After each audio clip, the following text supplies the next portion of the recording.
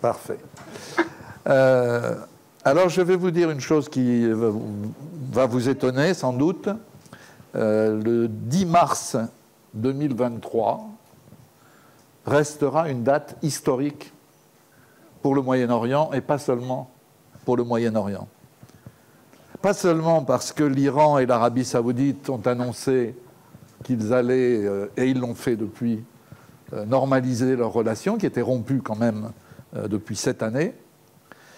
Pas seulement non plus parce que ce tournant stratégique a porté un coup sévère à la stratégie, je ne sais pas s'il faut l'appeler israélienne ou américano-israélienne, dite des accords d'Abraham, dont l'objet ou le prétexte principal était l'ennemi iranien, qui tout d'un coup n'est plus l'ennemi, mais aussi et surtout, et c'est pour ça que nous sommes là, parce que cet événement s'est produit à Pékin. Et c'est, je crois, la première fois qu'un événement extérieur au monde asiatique et extérieur au monde mondial, disons, se produit à Pékin. Par-delà l'échiquier du Moyen-Orient, qui s'en trouve très largement modifié, bouleversé même, on peut dire, cette réconciliation des deux grands rivaux régionaux historiques sous l'égide de Pékin confirme combien la géopolitique mondiale est en train de se transformer. Non seulement, je le répète, tout le monde le sait, la gestion bipolaire appartient à un lointain passé, non seulement l'illusion américaine d'une gestion unipolaire n'a guère duré, après l'Afghanistan et l'Irak, mais l'idée même de multipolarité, qui reste une idée à la mode, n'a en fait plus grand sens. C'en est fini des alliances durables, stables, et comme dit mon ami Bertrand Badi, il faut rendre à César ce qui est à César, elles sont remplacées, ces alliances durables, par des sortes d'unions libres, extrêmement opportunistes, versatiles, et on peut même imaginer un jour qu'elles glissent vers l'échangisme. Et dans cette évolution, la Chine joue un rôle de plus en plus important. Plus, paradoxalement, que la Russie, qui est évidemment au cœur de l'actualité du fait de l'invasion de l'Ukraine. Alors, nous avons deux invités qui sont particulièrement bien placés pour nous parler de cette évolution ou de ces évolutions. Je commence par Martine Bullard, qui est journaliste au Monde diplomatique et qui est une spécialiste de l'Asie. Elle l'est devenue au Monde diplomatique, d'ailleurs. C'est la vérité dont je suis témoin. Elle a publié notamment 2 livres très intéressants. L'un qui s'appelle « L'Occident malade de l'Occident », avec Jack Dion. C'est un livre qui date de 2009. Et un autre livre qui datait de l'année précédente, qui s'appelait « Chine-Inde, la course du dragon et de l'éléphant », et qui a pris une actualité étonnante avec le temps. Et à côté donc de cette spécialiste de l'Asie, nous avons un spécialiste du monde arabe, du Maghreb et du Mashrek, Akram Belkaïd, qui est maintenant rédacteur en chef du Monde diplomatique, qui collabore aussi à Orient 21. Et je ne sais pas si tu collabores encore au quotidien d'Oran. Plus. C'est fini. C'était bien quand même. C'est dommage. Ça a duré son temps. Il a publié plusieurs ouvrages, dont un livre dont il était venu parler ici, qui était un très beau livre qui s'appelait Pleine Lune sur Bagdad, chez Bonnier en 2017. Et son dernier livre, je crois, s'appelle L'Algérie en 100 questions, un pays empêché. Donc, vous connaissez la règle du jeu. Comme on est 3 et pas 2, on va la modifier un tout petit peu. Je propose, si Martine a la gentillesse d'accepter, qu'elle nous présente la politique chinoise extérieure, bien sûr, en général, qu'on ait une vision globale et qu'ensuite Akram puisse se focaliser sur la politique de la Chine au Proche et au Moyen-Orient. Voilà, donc j'ai instauré du coup un ordre. C'est le seul ordre qui existe dans ce bas monde. On va le respecter. On va le respecter, c'est donc Martine qui va commencer. Oui, c'est à toi. Même si... Pour 20 minutes. Quoi, voilà. Oui, parce que faire la politique, le bilan de la politique extérieure chinoise en un quart d'heure, même 20 minutes, c'est un peu un défi assez grand, mais je vais essayer. En tout cas, je vais donner les grands principes. Et à France Info, tu aurais 3 minutes. Absolument, donc je te remercie beaucoup. Donc s'il fallait un peu résumer, mais vraiment résumer à grands traits, je dirais que pendant la période où il y avait Mao Tse-tung, c'était « on ne s'occupe pas des affaires extérieures ». Et donc, on est nulle part, ou presque, un peu au Vietnam et au Cambodge quand même, mais nulle part. Et maintenant, on veut être partout. C'est vraiment la nouvelle façon de concevoir la politique extérieure de la part des dirigeants chinois, avec des principes qui sont là depuis le début. Alors là, ça, par contre, ça n'a pas changé. Contre tout alignement. Pas d'alliance, justement. Il n'y a jamais eu la notion d'alliance et de camp. Et quand ils ont recommencé à ouvrir la Chine au reste du monde, c'était très clairement dit, on ne veut pas diriger un camp anti-occidental.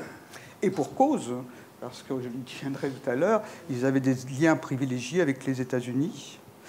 Et ils avaient adopté le capitalisme comme mode de fonctionnement économique et qu'évidemment, ça supposait des échanges avec les autres puissances. Donc, non-alliance, pas d'ingérence dans les affaires intérieures, pas d'ingérence dans les affaires intérieures des pays. Cela leur a permis notamment d'entrer massivement dans les pays africains, d'investir massivement dans les pays africains. À cette époque, c'est-à-dire dans les années 90 et au-delà, les pays africains étaient sortis complètement essorés des plans du Fonds monétaire international, de la Banque mondiale contre la dette. Et donc, les dirigeants chinois sont arrivés avec leurs capitaux. On proposait d'investir non seulement dans les mines, dans les matières premières, etc., mais en plus de construire des routes, des écoles, des stades, etc. Pas simplement parce que les Chinois, enfin même pas du tout parce que les Chinois seraient philanthropiques, mais parce qu'ils en avaient besoin pour faire circuler les marchandises et qu'ils pensaient qu'en plus, une population un peu mieux formée, un peu plus tranquille, serait une population qui serait beaucoup plus... j'allais dire malléable, en tout cas, qui serait un peu plus sensible à l'arrivée des capitaux chinois.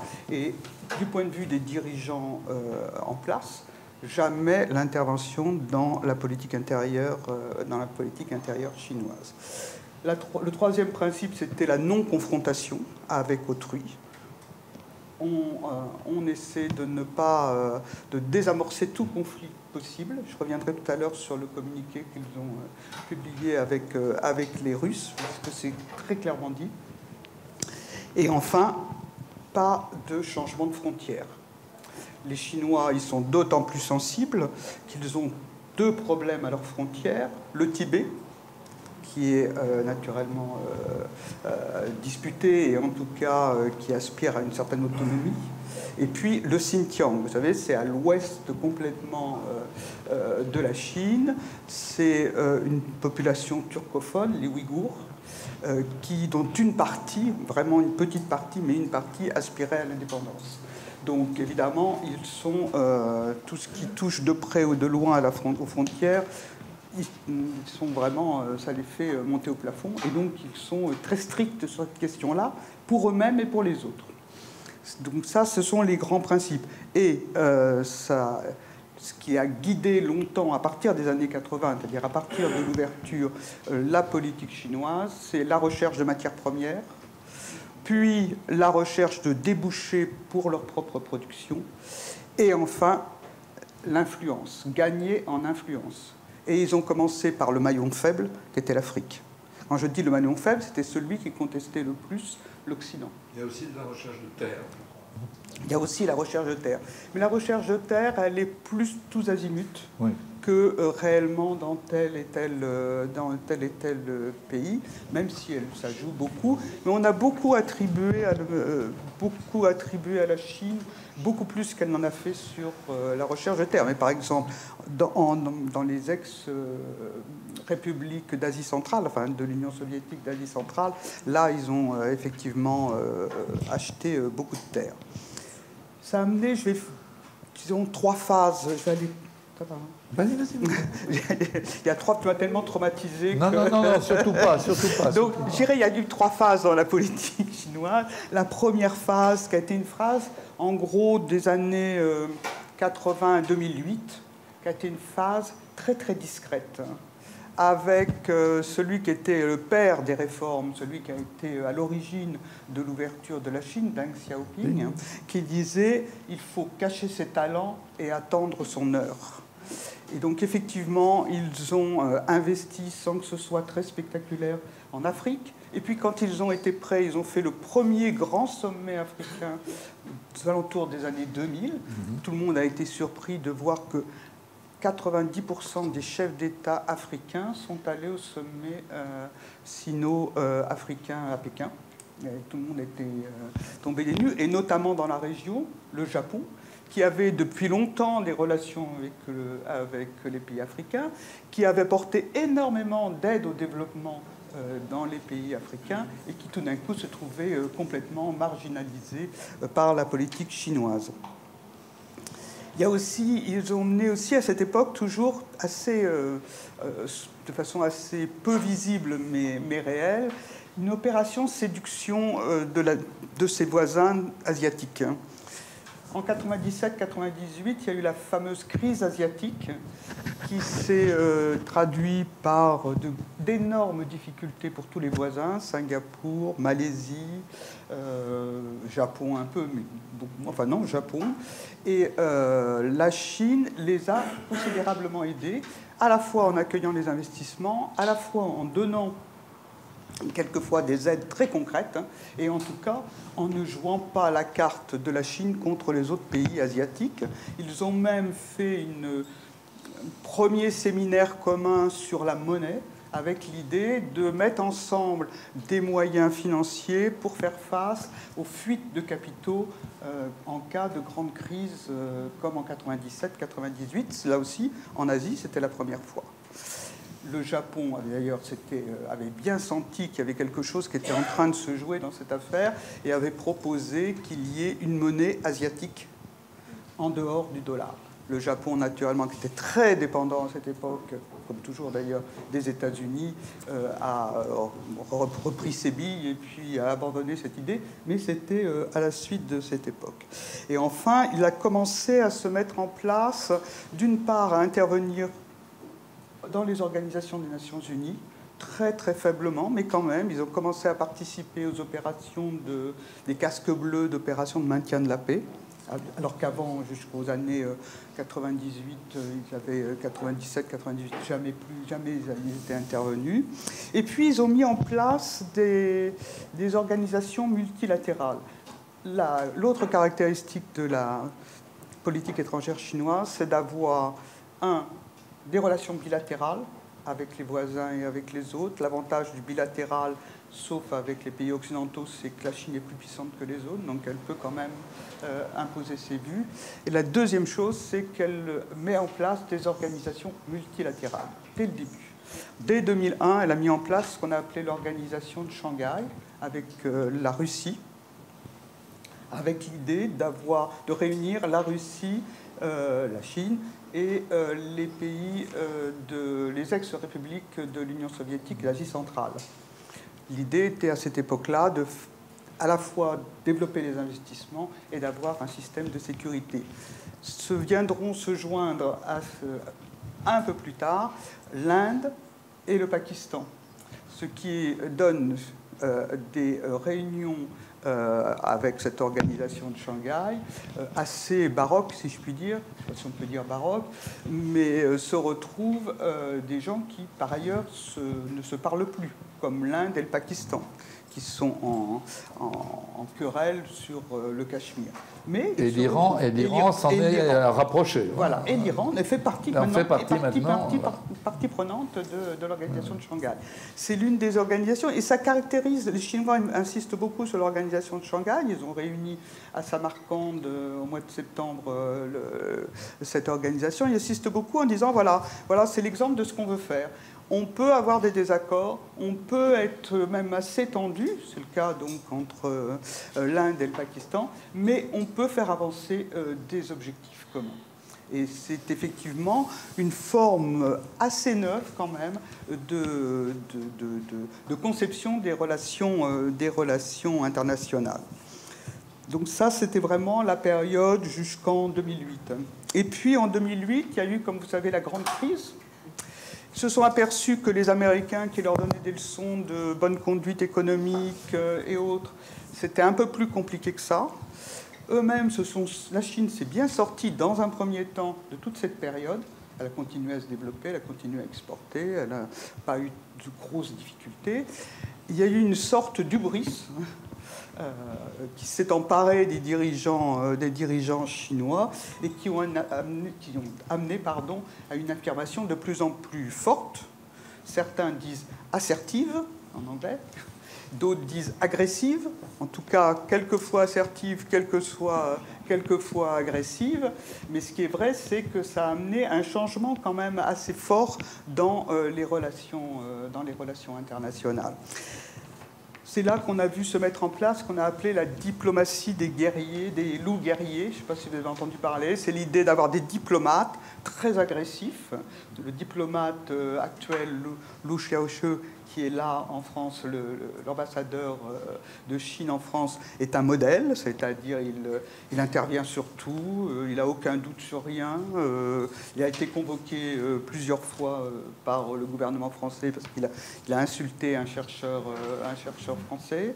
Il a traité de hyène lubrique ou je ne sais quoi. Enfin bref, il a été convoqué. La dernière fois, il a mis en cause la souveraineté de l'Ukraine. Donc, cette mise en place de diplomates guerriers s'est trouvée un peu partout. Et en même temps, c'est le moment où la Chine s'est développée sur les mers de Chine, sur les îlots, les Spratleys, dans le cadre des Spratleys et je suis en train de chercher votre nom, bon, c'est pas grave, mais donc en mer de Chine, avec l'idée de pouvoir contrôler cette zone de la mer. J'y reviendrai parce que je pense que ça fait partie des choses qui sont importantes. Cela dit, quand même là, ils ont eu une réaction assez forte de leurs voisins, notamment des Philippines. Les Philippines qui étaient complètement prêts à travailler avec eux, voire même très pro-chinois, qui finalement se sont tournés vers les Américains parce qu'ils ont eu peur. Les Vietnamiens se sont tournés vers les Américains parce qu'ils ont peur. Donc il y a eu une espèce de retour de bâton dans la région, qui est très importante pour les Chinois. Et évidemment, ça a permis aux États-Unis, qui commençaient à mettre en cause le pouvoir chinois, de s'implanter ou en tout cas se renforcer dans la région. Peut-être un peu long. Et troisième phase, c'est la phase, à mon avis, la phase actuelle. Il me semble, je peux me tromper, donc c'est vraiment une hypothèse, donc on va la prendre avec beaucoup de précautions, mais il me semble qu'ils veulent profiter, la Chine veut profiter un peu de la remise en cause de l'hégémonie américaine dans les pays africains, dans les pays du Sud, pour essayer de bâtir des solidarités à l'intérieur de cette zone non occidentale et s'affirmer comme faiseur de paix. C'est la raison pour laquelle il s'est mis au Proche-Orient. J'ai peut-être plus le temps de regarder un peu ce que je voulais passer après au crible. Vas-y. On a jusqu'à 5 heures. Hein, donc, non, je vais essayer de ne pas être... Et je pense que... Pas toi, on a tous les deux. Hein. Pardon. Donc, oui, ce que je voulais dire, c'est que Xi Jinping essaie de redessiner une architecture de sécurité qui ne soit pas celle issue de l'après-guerre et donc emmenée par les Américains, dessinée par les Américains et les Occidentaux, d'essayer de trouver une nouvelle façon de concevoir les relations internationales. Et ça, il le dit dans un livre blanc très clairement. Et puis, il insiste désormais pour Xi Jinping, donc l'homme fort de Pékin, il insiste sur la nécessité de développer les atouts culturels, le soft power de la Chine. Pourquoi change-t-il un peu de système? C'est qu'il s'aperçoit que, un, leur agressivité leur a fait perdre des alliés, et que, deux, la détérioration des rapports avec les États-Unis sera durable. Ils ont longtemps espéré que les rapports, la détérioration des... D'abord, ils ont espéré avec les États-Unis co-gérer le monde avec les États-Unis. La mondialisation. Ils pensaient qu'ils pouvaient... D'ailleurs, longtemps, ils ont demandé à être traités à égalité entre les États-Unis et la Chine en disant « on est votre égal, on est le numéro 2, donc on est comme vous, donc on a notre mot à dire ». Et naturellement, les Américains n'étaient pas du tout prêts à partager leur pouvoir. Ça a commencé dès Obama, dès la fin d'Obama, qui, dans son dernier discours sur l'état de l'Union, vous savez, chaque année, les États-Unis font un discours, les Américains, le président américain, pardon, fait un discours sur l'état de l'Union des États-Unis. Et dès là, Obama dit il est temps qu'on agisse, on ne peut pas laisser la Chine fixer les normes des relations et de l'économie dans la prochaine période. Et ça a été le début de la première détérioration des relations entre la Chine et les États-Unis. Ça s'est aggravé avec Trump, je ne vous fais pas de dessin, tout le monde en a entendu parler. Et ça, les Chinois pensaient que ça allait s'améliorer avec Joe Biden, et ça ne s'est pas amélioré avec Joe Biden, voire même pire. Alors, du point de vue économique... Il y a Taïwan aussi. Et il y a Taïwan, bien sûr, il y a Taïwan, dont je n'ai pas parlé, mais qui fait partie, effectivement, des choses extrêmement importantes. Mais Taïwan, c'est une chose qui est très compliquée. Enfin, on en revient, je ne vais pas rentrer dans Taïwan.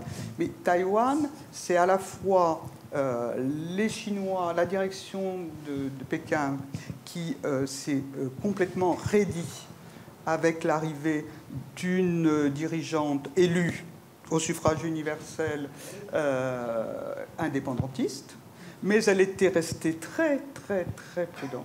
C'est-à-dire qu'elle n'était pas pour déclarer l'indépendance demain matin, mais elle voulait affirmer que ce n'était pas comme avant et qu'il y avait une nouvelle phase qui s'ouvrait sur Taïwan. Ça, c'est le premier élément qui a joué de façon très négative. Et le deuxième élément, c'est que les Américains utilisent Taïwan pour essayer de contenir la puissance chinoise. Ce que les Américains ne digèrent pas, c'est qu'ils puissent partager le pouvoir. Ce qui ne veut pas dire, du point de vue économique, qu'ils ne continuent pas à avoir des relations économiques développées. C'est pour ça qu'on ne peut pas parler de guerre froide de façon classique, comme au temps de l'opposition entre les États-Unis et l'Union soviétique. On n'imagine pas l'Union soviétique en train de vendre des super, je sais pas, des objets connectés aux États-Unis dans les années 90. Enfin, ça n'existait pas, les objets connectés, mais je veux dire des choses de haute technologie. Or, les Chinois, pour l'instant, continuent à vendre des éléments de haute technologie aux Américains, même si l'embargo décidé par les États-Unis va, à mon sens, handicaper considérablement les choses.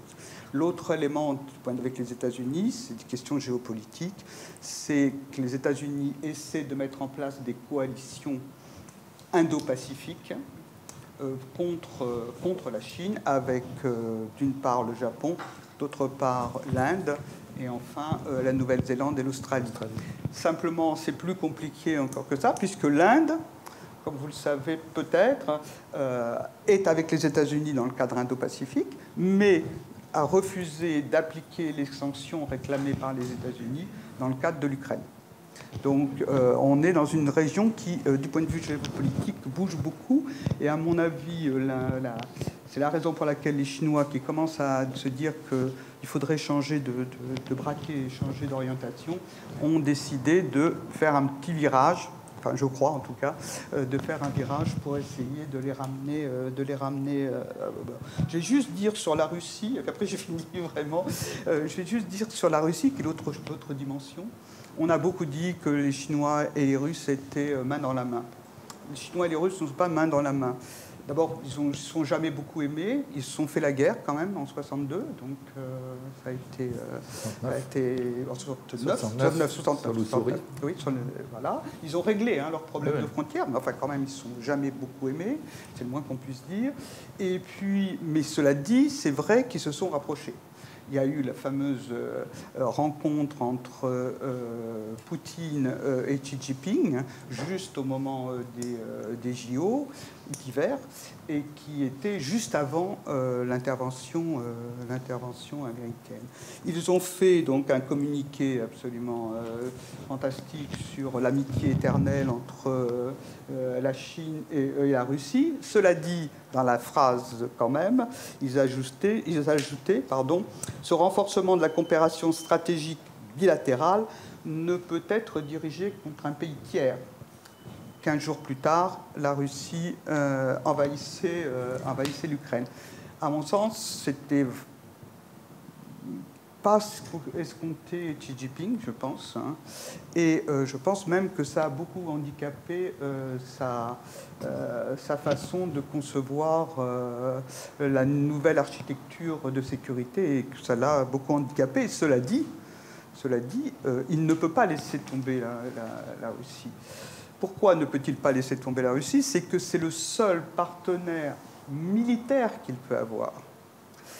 La Chine craint beaucoup, vraiment, c'est pas simplement de la propagande, ils craignent beaucoup une intervention militaire américaine à Taïwan, pas tellement sur le territoire, mais pour Taïwan, et ils n'ont aucun allié militaire. Le seul, c'est la Russie.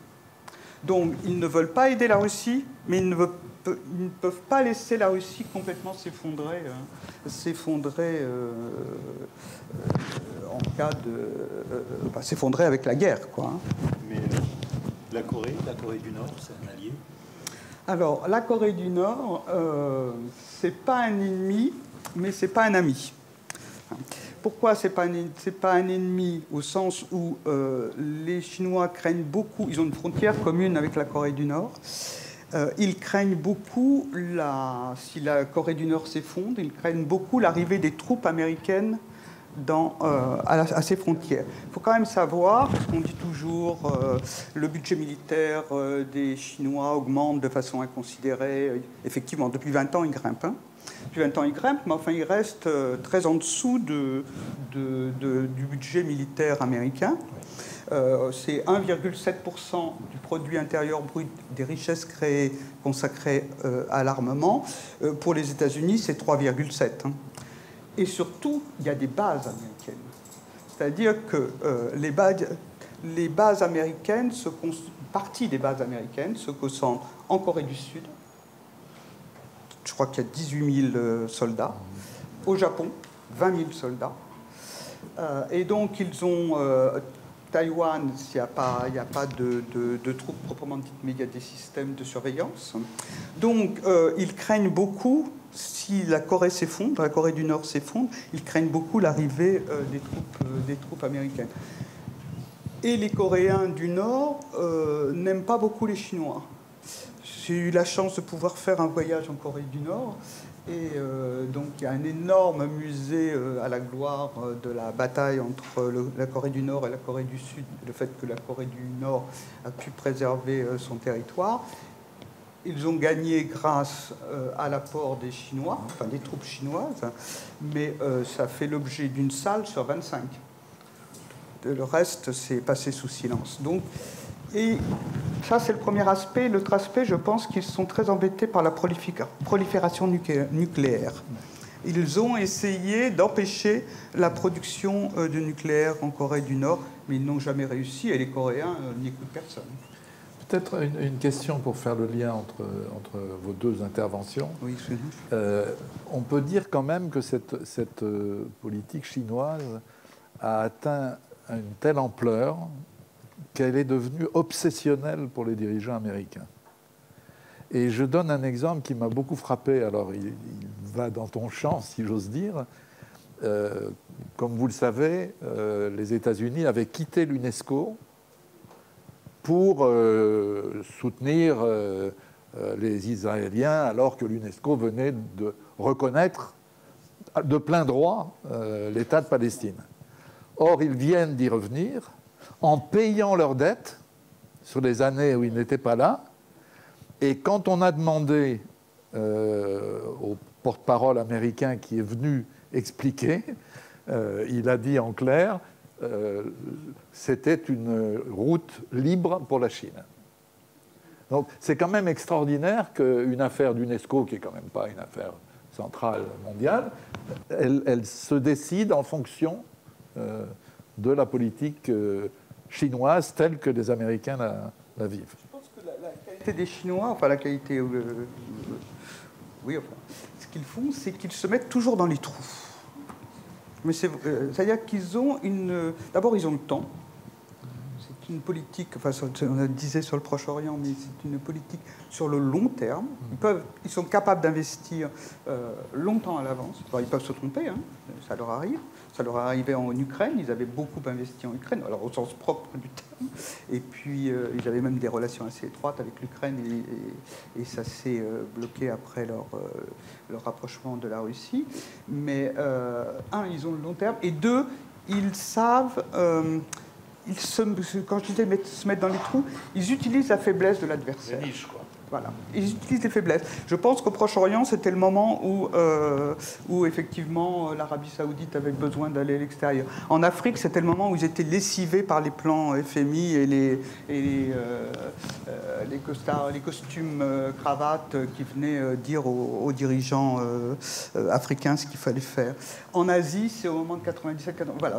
Ils ont une agilité qui, jusqu'à présent, leur a réussi.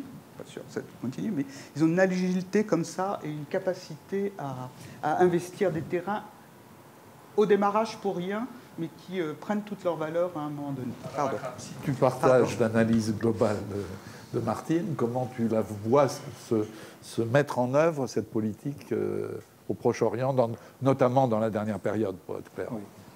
Je voudrais juste faire un rappel par rapport à la phase, je dirais, de timidité dont tu as parlé, de focalisation sur les affaires intérieures. C'est tout de même une époque où, par rapport au monde arabe, la Chine est présente dans certains pays dits progressistes. Je rappelle que la Chine a été un partenaire du GPRA algérien, du gouvernement provisoire de la République algérienne, que la Chine a mis à disposition, comme l'ont fait, et peut-être même plus que les soviétiques de l'époque, que l'URSS, comme l'a fait la Yougoslavie, ses moyens pour soutenir la diplomatie algérienne qui était en lutte pour l'indépendance. Et après les indépendances dans le monde arabe, la Chine est tout de même présente par le biais de la coopération, qu'elle soit culturelle, médicale ou même économique, dans des pays comme l'Algérie, la Libye de Kadhafi, après le coup d'État contre la monarchie, l'Égypte jusqu'à l'arrivée de Sadat, et voilà. Donc on a, et l'Irak aussi. Et l'OLP. Bien entendu, avec des liens très étroits. Des liens très étroits avec les Palestiniens, avec toutes les composantes de l'OLP, et la Chine est tout de même présente. Donc il y a tout de même, ils ne viennent pas de nulle part, hein. Ils ont des relais, ils font... Mais effectivement, parce qu'on va beaucoup parler des monarchies du Golfe, bien entendu, les monarchies du Golfe ont à l'égard de la Chine communiste une position très, très, très prudente, très méfiante, même si dès les années 70, le Made in China commence à vraiment déborder les étals dans les pays du Golfe.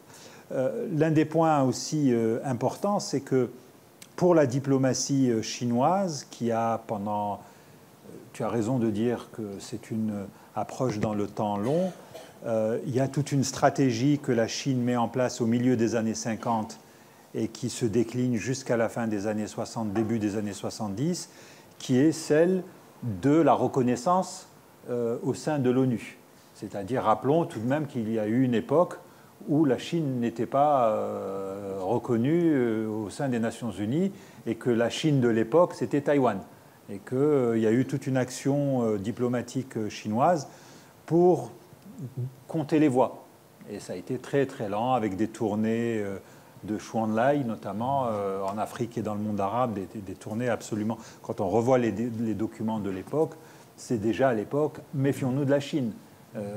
C'est ce qui se passe aujourd'hui. Et là, je parle des années 60, c'est-à-dire que Chou Enlai fait un tour en Afrique de l'Est et même une partie du Proche-Orient. Et déjà à l'époque, en Occident, on s'inquiète de voir cet acteur venir sur les plates-bandes de l'Occident. Sauf De Gaulle qui donne au contraire un sacré coup de main. Ah bien sûr, voilà. c'est clair. 64. Oui, voilà. De Gaulle reconnaît la Chine en 64. Tout à fait. Et la Chine est à l'ONU en 79. 79, voilà. Et l'une des spécialités des pays africains étant pour beaucoup souvent d'avoir monnayé avec Taïwan le fait qu'ils continuaient à reconnaître Taïwan jusqu'à ce que les relations économiques s'inversent. Et là, pour aujourd'hui, je pense que dans la continuité de tous ces accords économiques, avec une Chine qui est devenue peu à peu le laboratoire, l'usine du monde, la mondialisation, l'adhésion de tous les pays de la région de manière progressive à l'Organisation mondiale du commerce, la Chine devient un partenaire économique naturel. Alors là, il y a trois logiques qui se mettent en place et qu'il est intéressant d'analyser. D'abord, c'est que, Dominique, tu parlais tout à l'heure de cette, pour reprendre l'expression de Bertrand Badi, sur les unions libres, sur cette espèce de pragmatisme auquel on assiste aujourd'hui, qui caractérise beaucoup de pays, dont l'Arabie saoudite est un exemple, mais on pourrait citer aussi la Turquie. Eh bien, cette tendance, elle n'aurait pas pu exister s'il n'y avait pas eu un certain désamour par rapport à la liaison principale. C'est-à-dire que c'est les États-Unis qui, dans le cas du Golfe, créent d'une certaine manière le vide. Les États-Unis, dès l'élection de Barack Obama, ont comme priorité stratégique le recentrage de l'action de leur pays. Et c'est d'ailleurs intéressant parce qu'on dit toujours que les États-Unis s'inscrivent dans le court terme et dans l'ajustement. Or là, c'est tout de même une vision à long terme qui ne change pas d'une administration à l'autre. Obama a mis ça en place, Trump l'a repris, Biden le reprend. Bon, on va dire les choses de manière claire. Il est évident, quand on lit la production stratégique américaine politique, l'ennemi clairement déclaré, c'est la Chine. C'est-à-dire l'adversaire au XXIe siècle, c'est la Chine. Et donc, il faut être plus présent en Asie, dans l'Indo-Pacifique. Il faut trouver des alliés. Et il y a peut-être des considérations stratégiques à réévaluer par rapport à certains alliés. Et c'est un recentrage qui a énormément inquiété les dirigeants du Golfe. C'est quelque chose qui a été très mal vécu. C'est-à-dire que ça a été vu comme le début d'un désengagement, comme le début d'une remise en cause d'une vieille alliance, la fameuse alliance entre Roosevelt et le roi Saoud, le fait que les États-Unis se sont portés garants de la sécurité de la région à condition qu'il y ait un approvisionnement continu et à prix bon marché de pétrole, ça a été vu comme une remise en cause progressive. Et ça a été d'autant plus vu ainsi que les États-Unis n'ont pas aménagé leurs efforts pour arriver à un accord avec l'Iran. L'Iran, république islamique, adversaire, je dirais, séculaire ou ancestrale des monarchies du Golfe. Et donc, on se souvient de ces nombreuses diatribes de dirigeants saoudiens réclamant des États-Unis une action ferme à l'encontre de l'Iran, de la République islamique. On se souvient du roi Abdallah disant à Obama « il faut tuer le serpent, il faut fracasser la tête du serpent ». Donc, toute cette expérience-là a été très mal vécue. Obama a été voué aux gémonies par la presse du Golfe plus ou moins proche des monarchies, en se disant ben, les États-Unis sont en train de nous abandonner. L'élection de Trump a a donné un peu d'espoir. C'est un homme qui a des affaires dans les pays du Golfe, il a été élu avec l'étiquette républicaine. Les gens se sont dit, en tout cas en Arabie Saoudite, les gens se sont dit il va y avoir un ajustement. C'est son premier voyage. Voilà, certes, il a remis en cause l'accord avec l'Iran, il a fait capoter cet accord.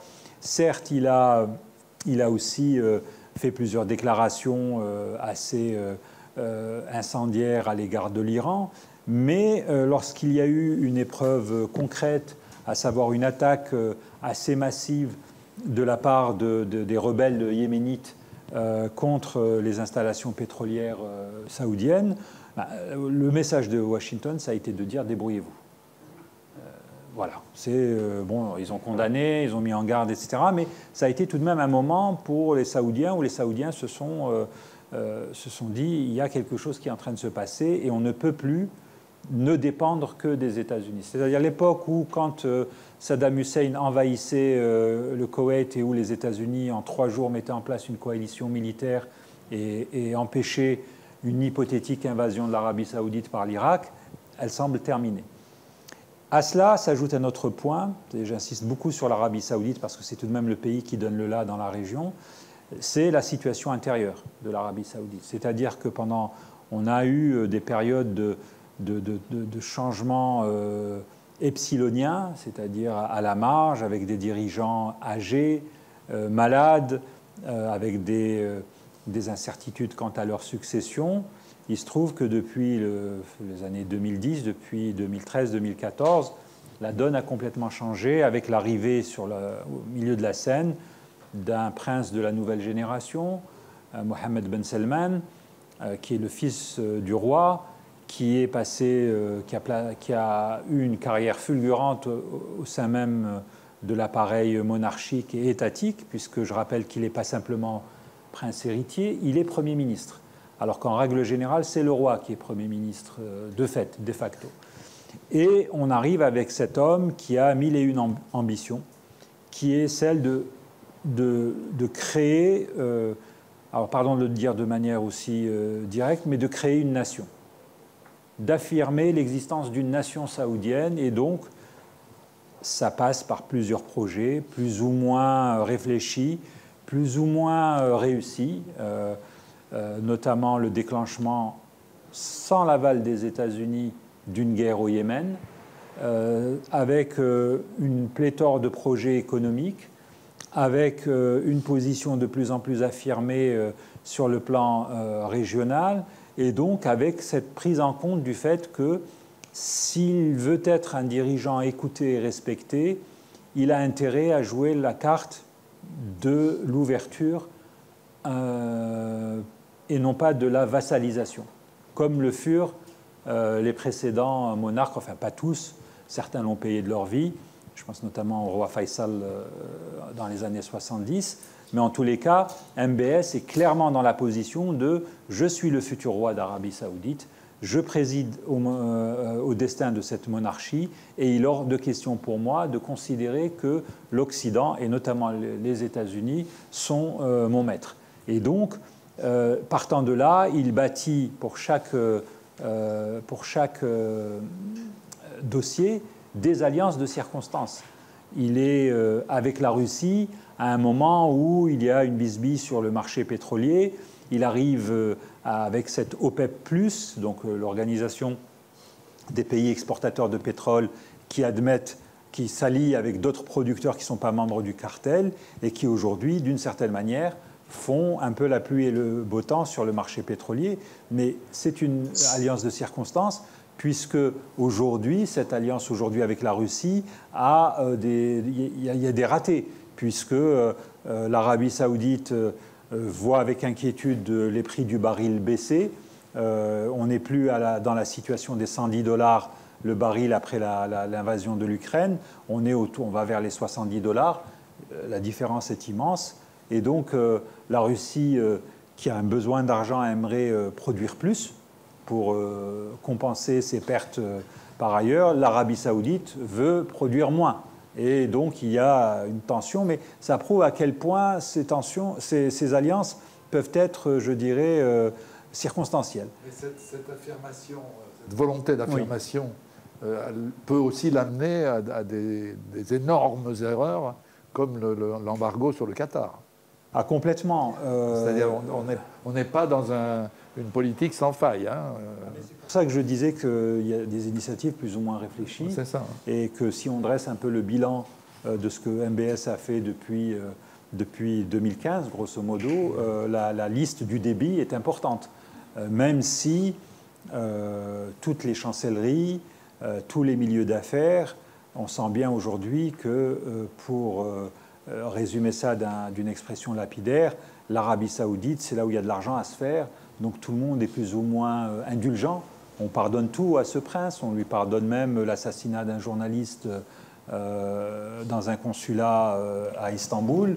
Il est reçu à Paris, l'administration Biden qui avait dit plus jamais, eh bien, M. Biden a été obligé de faire le déplacement à Riyad, où il a été reçu comme presque un moins que rien. Ça tranchait d'ailleurs avec l'accueil qui a été fait aux officiels chinois.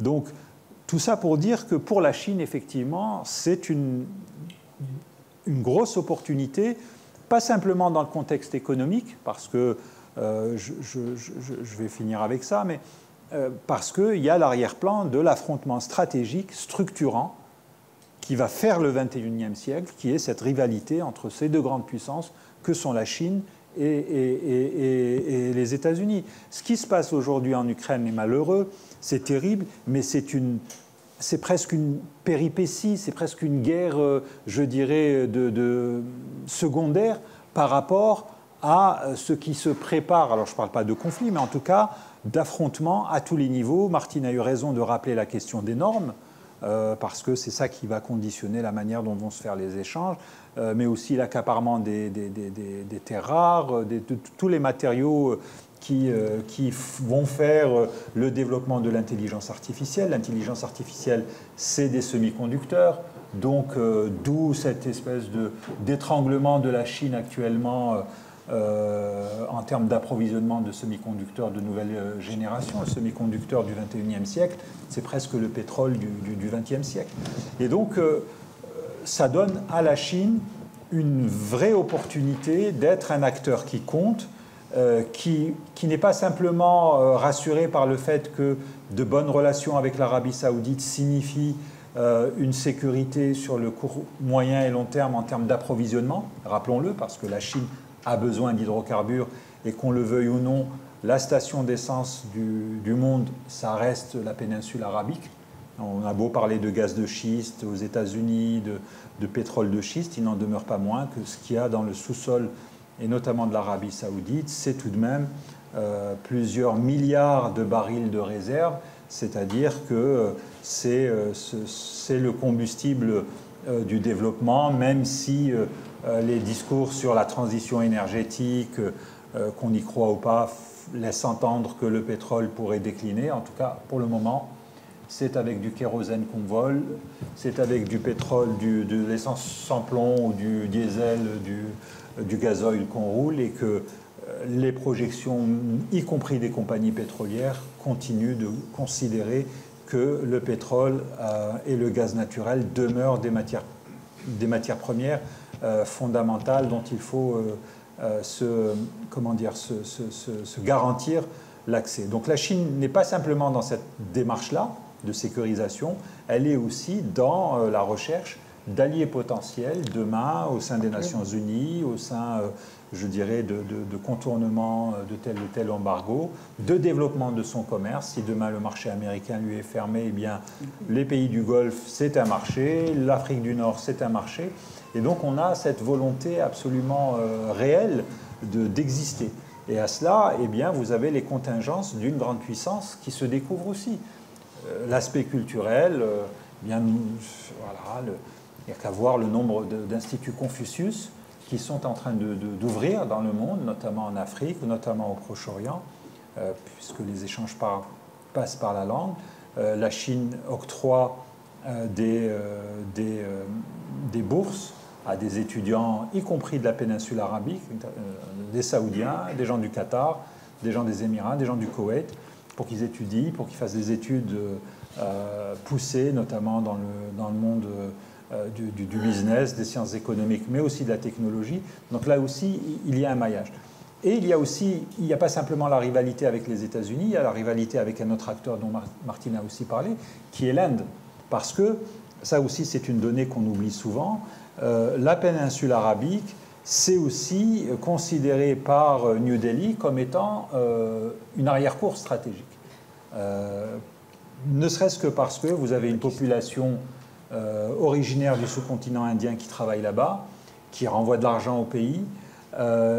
Et donc, pour l'Inde, à la fois en termes d'approvisionnement pétrolier, mais aussi d'influence géopolitique par rapport à ce qui pourrait se passer demain avec le Pakistan, le Golfe est vu aussi comme une arrière-cour. Et donc, pour la Chine, être l'intermédiaire dans la relation entre l'Arabie saoudite et l'Iran, c'est-à-dire entre deux de ses principaux fournisseurs en hydrocarbures, c'est à la fois renforcer sa position, mais c'est aussi griller la politesse à l'Inde.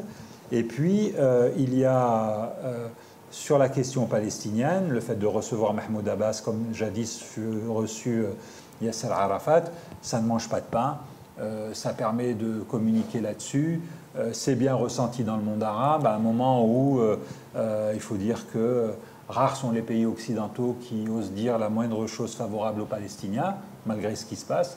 Donc c'est toujours aussi une question, je dirais, de soft power, mais un peu plus actif.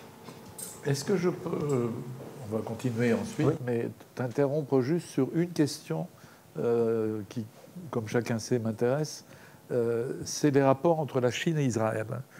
Parce qu'on a là aussi, je trouve, l'illustration de cette finesse diplomatique. Le mot opportunisme en français est un mot très négatif. En politique internationale, je ne suis pas sûr que ce soit aussi négatif que ça. En tout cas, c'est très répandu. Donc, comme tu viens de le dire, on accueille à Pékin Mahmoud Abbas, que personne n'accueille plus nulle part. À l'ONU, évidemment, on l'accueille. Mais en même temps, on ne souligne pas en France que les Chinois ont acheté le nouveau port de Haïfa et qu'ils l'ont fait contre l'avis des Américains qui ont fait savoir pendant plusieurs années qu'il n'était pas question que les Israéliens vendent le nouveau port de Haïfa. Quand on regarde la carte, on comprend que c'est un port important à tout point de vue, pas seulement pétrolier. Donc, on sent cette capacité des Chinois à faire toute chose et son contraire. Et je ne crois pas qu'on puisse considérer l'accueil de Mahmoud Abbas simplement comme un geste. C'est une continuité. C'est-à-dire, dans la politique chinoise, de tout temps, enfin, dans la période post-maoïste, disons, on a eu une solidarité avec les Palestiniens, qui, y compris, était une solidarité matérielle. On fournissait des armes, il y avait des manœuvres, il y avait... Bref. Oui, bien considérablement. D'abord, au moment de la révolution culturelle, où la Chine s'est quand même considérablement refermée, et puis au moment où ce que j'ai appelé la lune de miel entre les États-Unis et la Chine était une prudence de sioux, pour ne pas dire autre chose, abandonnant même pour une partie de ces solidarités anciennes. Sinon, en tout cas, mettant vraiment en veilleuse. Sur Israël, d'abord, Israël est présent dans la région maintenant. C'est un des partenaires principaux de l'Inde, notamment pour l'armement. C'est-à-dire que vraiment, ils sont présents aussi un peu au Pakistan. Donc, c'est-à-dire il y a aussi, du point de vue d'Israël, je connais mal, mais toi, vous connaissez certainement mieux que moi, mais il y a vraiment une présence maintenant assez forte. Et donc, les Chinois ne veulent absolument pas laisser l'Inde, qui est l'autre... les Chinois dans la région avaient beaucoup de problèmes de frontières, avec le Vietnam, avec l'Inde, avec la Russie. Enfin, et ils ont tout résolu comme problème de frontières, sauf avec l'Inde, qui est une grosse... qui reste. Donc l'Inde reste, non pas pour l'instant, un concurrent, puisque dans les années 80, l'Inde et la Chine étaient à peu près au même niveau de richesse créée, et aujourd'hui, il y en a un qui est deuxième puissance économique et l'autre qui a du mal à décoller. Hein. Donc, ils ne sont pas en concurrence, mais ils sont en concurrence stratégique, par contre. Donc ça, c'est extrêmement important pour les Chinois. Et la deuxième chose, c'est les fameuses routes de la soie, dont je n'ai pas parlé parce que c'était trop long, mais qui sont extrêmement importantes, et qui sont extrêmement importantes parce que ça amène les Chinois à acheter des ports. Il n'y a pas seulement en Israël, où là c'était stratégiquement important, mais aussi en Grèce, en Italie, au Pirée, en Italie, un peu au Portugal. Ils essaient d'avoir des espèces des points de chute, enfin des comptoirs. Oui, ouais. Mais c'est un côté, mais c'est pas, pour l'instant, c'est pas. Pour l'instant, je ne dis pas que ça serait, c'est pas extraterritorial. Hein. Ils appliquent théoriquement les lois locales. Le problème, c'est que les locaux adaptent leurs lois aux besoins chinois. Mais ça, c'est le cas, par exemple, au Pirée, hein, sans aucun problème. Mais ça, c'est un problème des gouvernements locaux. Mais effectivement, les Chinois n'ont, enfin, je crois qu'ils n'ont pas de, comment dire, ils ont, à part les Américains qui leur posent problème, enfin c'est moins qu'on puisse dire, et les Indiens, il n'y a pas d'ennemis constitués massifs. Voilà. Si je ne me trompe pas, les Chinois n'ont jamais exprimé un soutien aux accords d'Abraham. Non. Parce que, pour eux, la question palestinienne reste un obstacle majeur à tout accord de ce type, quoi. Oui, et tout en réaffirmant une position, et ça ne vaut pas que pour la Chine, mais ça vaut pour beaucoup de pays européens, et y compris la France, tout en réaffirmant une position qui, comme on pourrait le dire, ne mange pas de pain, mais qui ne veut plus rien dire aujourd'hui, c'est-à-dire dire que Pékin dit souvent que l'essentiel, enfin, sa ligne de conduite, c'est les frontières de 1967 et il faut 2 États. Voilà, c'est la chanson qu'on sert depuis les accords d'Oslo. On sait très bien quel a été le résultat final. On est aujourd'hui, tu l'as écrit dans le Monde Diplo, devant une annexion de fait, et que va se poser la question du statut de la population palestinienne dans un État unifié de fait. Et donc, pour le moment, cette question-là, la Chine évite effectivement de se mêler de trop près de ce débat. Je rappelle aussi qu'elle a des accords, pas militaires, mais de commerciaux de défense. Il y a des équipements chinois qui sont vendus aux Israéliens et vice-versa, notamment des équipements de maintien de l'ordre. Donc ça, c'est quand même une donnée importante. Et effectivement, les accords d'Abraham, tout le monde... c'est ceux qui ont joué un rôle important dans cette affaire, c'est-à-dire de normalisation avec Israël. Ce sont les Émirats arabes unis, Bahreïn, qui est un satellite de l'Arabie saoudite, c'est-à-dire c'est un royaume qui dépend énormément de ce que les Saoudiens lui fournissent comme aide, et le Maroc un peu plus tard. La position saoudienne est examinée de près dans cette affaire. Parce que jusqu'à présent, on a eu les 2 versions. On a eu la normalisation, c'est demain. Et donc, on a des personnalités saoudiennes qui se sont exprimées ici et là. Je pense notamment à un général à la retraite qui est allé participer à un colloque à Washington et qui a dit « Mais attendez, mais demain, nous allons le faire ». Et puis, il y a une partie d'officiels, des diplomates, y compris la presse saoudienne, qui, de manière régulière, en remet une couche en disant il n'y aura pas de normalisation tant que la question palestinienne n'aura pas trouvé une...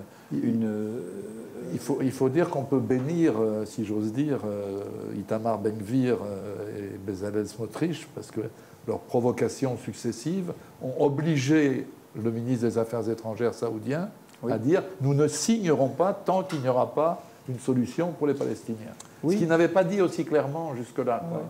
Il y a dans un des journaux saoudiens plus ou moins officiels, justement, il y avait un éditorial qui expliquait que le comportement actuel des dirigeants israéliens était un comportement de vainqueurs, c'est-à-dire de gens qui considèrent qu'ils ont gagné la partie parce qu'une partie du monde arabe a renoncé à mettre comme préalable l'État palestinien et l'application. Je rappelle que la position officielle de la Ligue arabe, ça reste le plan de paix du roi Abdallah, donc du roi saoudien, de l'ancien roi saoudien, qui était l'échange de la restitution de territoire contre la paix. Or, ce n'est pas du tout ça qui s'est fait avec les accords d'Abraham, mais il y a, et ça pose la question aussi du leadership régional, c'est peut-être un des sujets dans les mois à venir au sein même de la péninsule, c'est-à-dire cette divergence de plus en plus appuyée entre d'un côté l'Arabie saoudite, qui est en plein boom et qui est en pleine affirmation, et les Émirats arabes unis, qui sont cette espèce de Sparte du Proche-Orient, qui a participé à la guerre au Yémen et qui est la plus en pointe dans la normalisation des relations avec Israël, bien plus que Bahreïn ou que le Maroc. En tout cas, moi, ce qui m'a frappé, c'est que la presse israélienne, je ne parle pas seulement d'Haaretz, parce qu'Haaretz, c'est un journal, disons, les gens disent de gauche, non, c'est Le Monde, quoi. Un journal un peu moins fermé que les autres, disons, hein, avec des très bonnes choses dedans. Hein, mais Haaretz et d'autres ont présenté la normalisation irano-saoudienne comme une gifle pour Netanyahou et ont présenté l'événement du point de vue de Biden d'une manière que je n'avais pas en tête, hein, qui m'a surprise.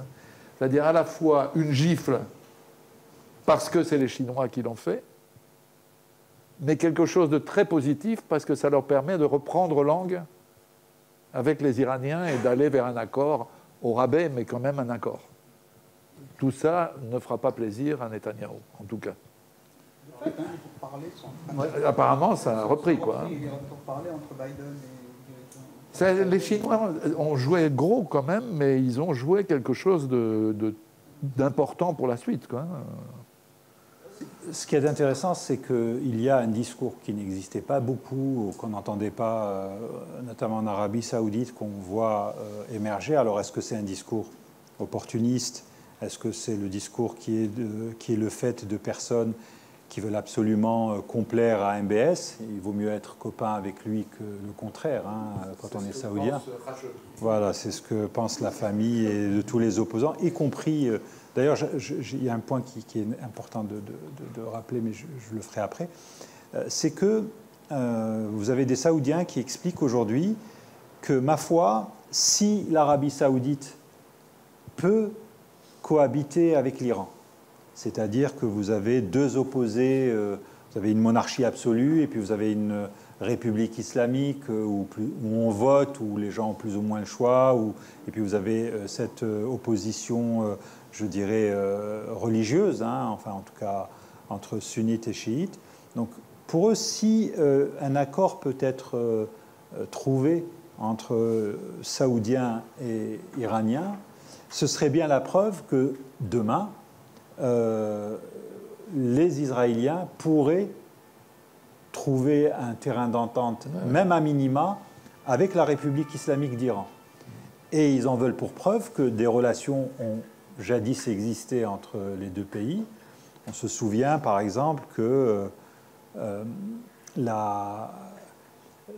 l'affaire triangulaire des ventes d'armes à des contrats à l'Iran a permis de financer l'Iran Gate. C'est une affaire qui n'a pas livré tous ces mystères, mais où il était clair que Israël a beaucoup soutenu la République islamique dans la guerre notamment qu'elle a menée contre l'Irak, enfin dans la guerre que l'Irak lui a imposée de 1980 à 1988.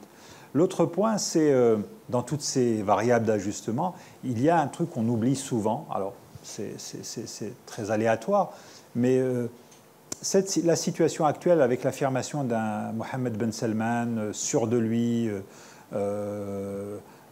hyperactif, lançant un projet tous les jours. Alors vous voyez, donc soft power, achat de grands joueurs, lancement d'une nouvelle.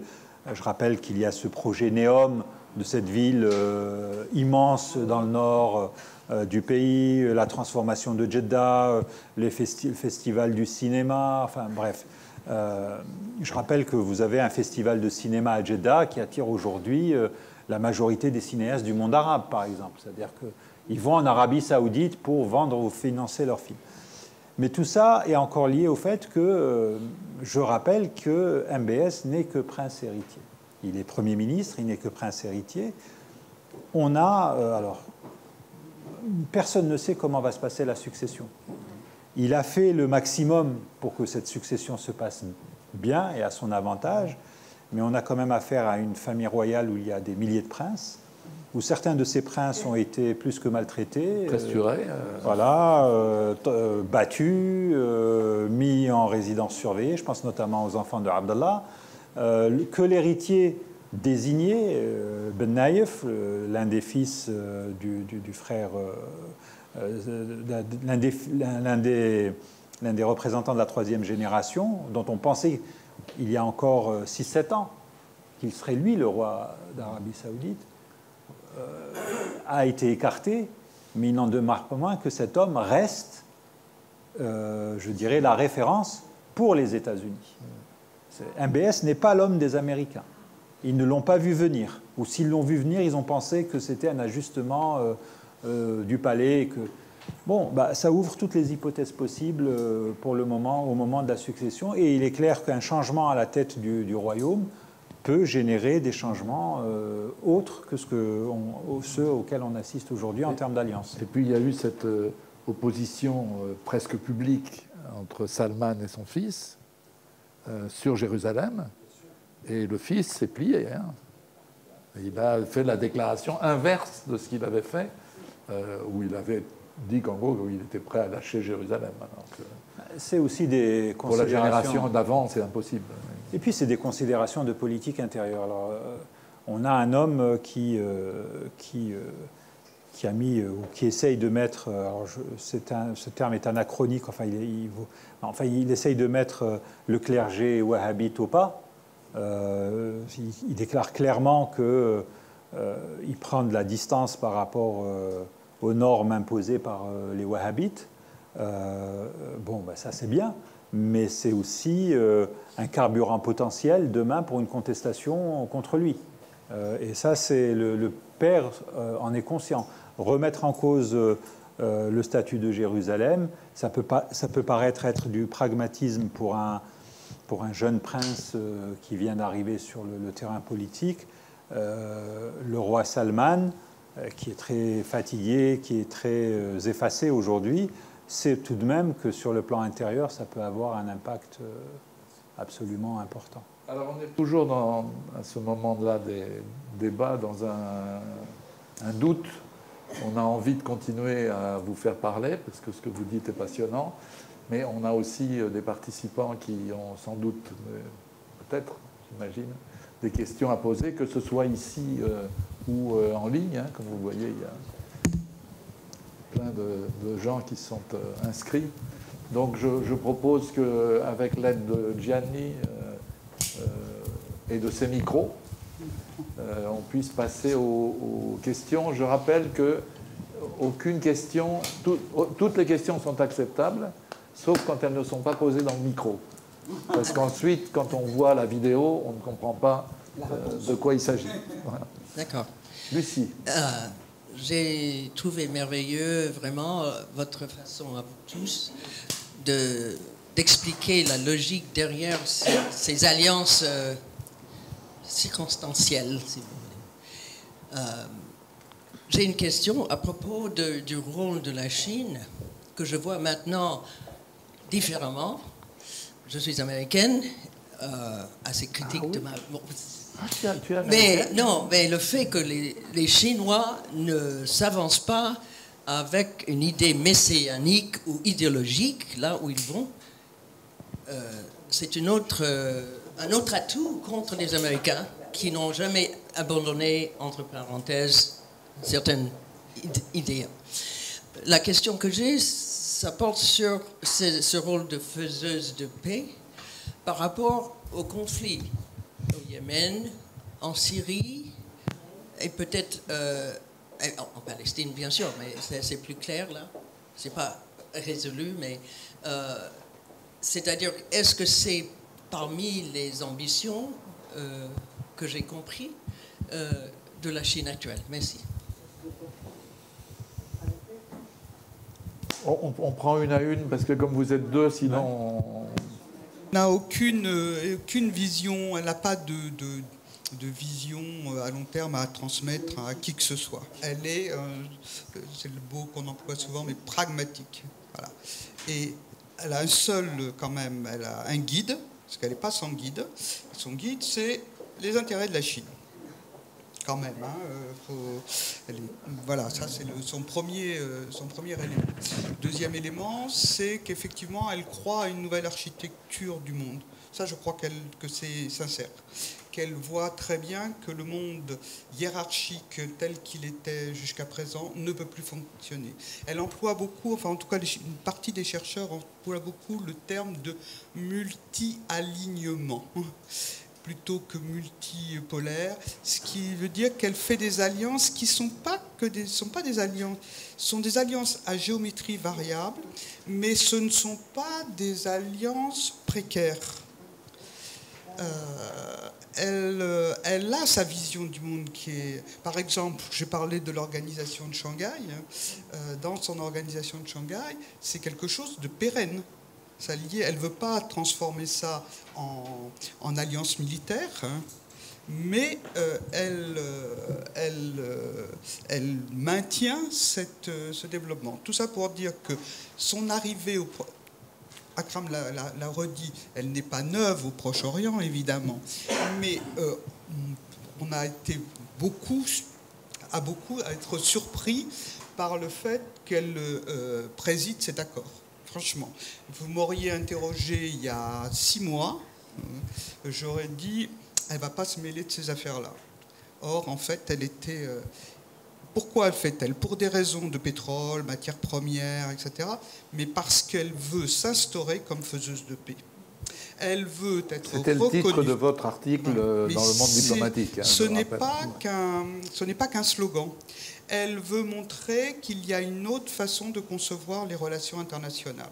Au moment où elle est accusée de prêter main forte aux Russes contre l'Ukraine, le fait d'avoir signé cet accord-là à ce moment-là avait aussi pour mission de changer d'abord de l'angle et puis aussi de montrer qu'elle pouvait faire. Alors est-ce qu'elle est capable d'aller plus loin sur la Syrie? Moi je ne connais pas assez pour savoir exactement ce qu'elle peut mener. Ce qui est sûr, c'est qu'elle avait des gens sur place au moment de la guerre, enfin au moment de l'affrontement en Syrie, puisqu'elle a essayé de les rapatrier dans les meilleures ou les moins mauvaises conditions, qu'elle s'est mise en position de pouvoir reconstruire. Elle est déjà dans le tour de table pour la reconstruction, toujours l'idée mercantile hein, quand même qui existe. Hein. Après, peut-être je vais passer la parole à Akram sur un peu les relations, ce qui se passe actuellement en Syrie. Franchement, je ne saurais pas vous en dire plus. Ce qui est certain par rapport à l'accord entre l'Arabie saoudite et l'Iran, c'est que vous avez une situation fluide, assez simple en termes internationaux, même si vous avez des négociations entre l'Ouest et l'Iran, donc essayer de refaire vivre l'accord que Trump a torpillé.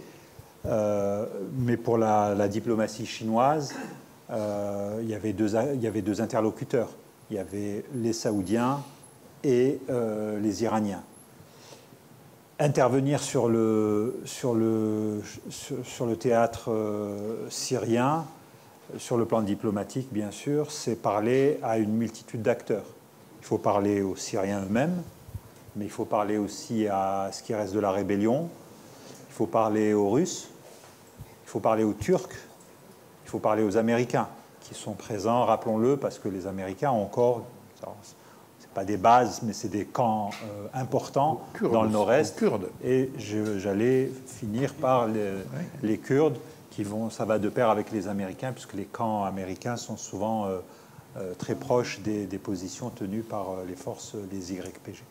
Donc voilà, et là pour le coup c'est un chantier bien plus important, bien plus miné qu'une relation bilatérale entre deux États, même si ces deux États ont régulièrement des crises. Mais quand même, pardon. Non, je disais, sur la question yéménite, on peut raisonnablement penser à une avancée, alors, je ne dis pas rapide, mais en tout cas, l'accord de normalisation doit permettre d'avancer. C'est ce que disent les gens sur le terrain. Hein. Alors oui, mais c'est un effet de double cliquet, je dirais. Parce que d'une part, pour se démarquer un peu d'une analyse qu'on voit souvent en Europe et donc en France, la rébellion houtiste, c'est pas que l'Iran. C'est pas l'Iran. C'est une caractéristique intrinsèque du champ politique yéménite, de la composition des forces. C'est une rébellion qui date de bien avant les années 2000, hein, qui a commencé à l'orée des années 90, qui a été portée par des tribus, par une population. Il faut rappeler que cette rébellion houtiste, elle est la résultante d'un mouvement jadis soutenu par l'Arabie saoudite contre des forces progressistes, communistes, hein, donc à l'époque, marxistes en tous les cas. Donc ça vient de loin. Alors effectivement, dès lors que entre Téhéran et Riyad, vous avez des négociations de paix, d'ouverture d'ambassades, de réouverture d'ambassades, il est certain que les houtistes vont être dans une position de plus en plus difficile. Ils n'ont pas intérêt à se mettre à dos quelqu'un qui leur a tout de même visiblement livré des armes, même si ce n'est pas autant que ce qu'on dit. Mais ce qui est intéressant dans l'affaire, c'est que c'est surtout le changement d'attitude des Saoudiens. C'est que cet accord avec les Iraniens, leur échec plus ou moins avéré au Yémen, les transforme aujourd'hui en faiseurs de paix. C'est-à-dire que quand vous voyez le discours officiel des Saoudiens, c'est la recherche de solutions, de négociations sur le terrain. On a presque l'impression que ce n'est pas eux qui, en 2015, ont fait la guerre. Donc voilà, c'est les deux. D'autant que les Émiratis, entre-temps... Alors c'est là où je disais tout à l'heure qu'il y a un souci, à mon avis, l'un des sujets à venir, ce sera ça, c'est que les Émiratis, eux, ont leur agenda dans ce pays, qui est notamment de soutenir des forces séparatistes, ce qu'on appelait le Yémen du Sud, avec aussi la création, le contrôle, on en revient toujours au transport maritime de ports en eau profonde. Les Émiratis jouent leur partition clairement, et elle n'est pas du tout la même que celle des Saoudiens aujourd'hui. D'autres questions? Ou Martine, si tu voulais ajouter, non? Oui, bonjour tout le monde, et puis merci vraiment de vos exposés. Je voulais me demander, il y a 4 ou 5 jours, non, la semaine dernière, il y avait une spécialiste de l'intelligence artificielle qui était interviewée par un gars, et puis à un moment, elle a dit, vous savez, l'intelligence, elle est très intéressante actuellement, en cette période et elle l'a dit en anglais, manufacturing of the enemy, de fabrique de l'ennemi, qui est aux États-Unis par rapport à la Chine. Donc, elle considère comme acquis qu'il y a un processus de fabrication de la Chine comme ennemi.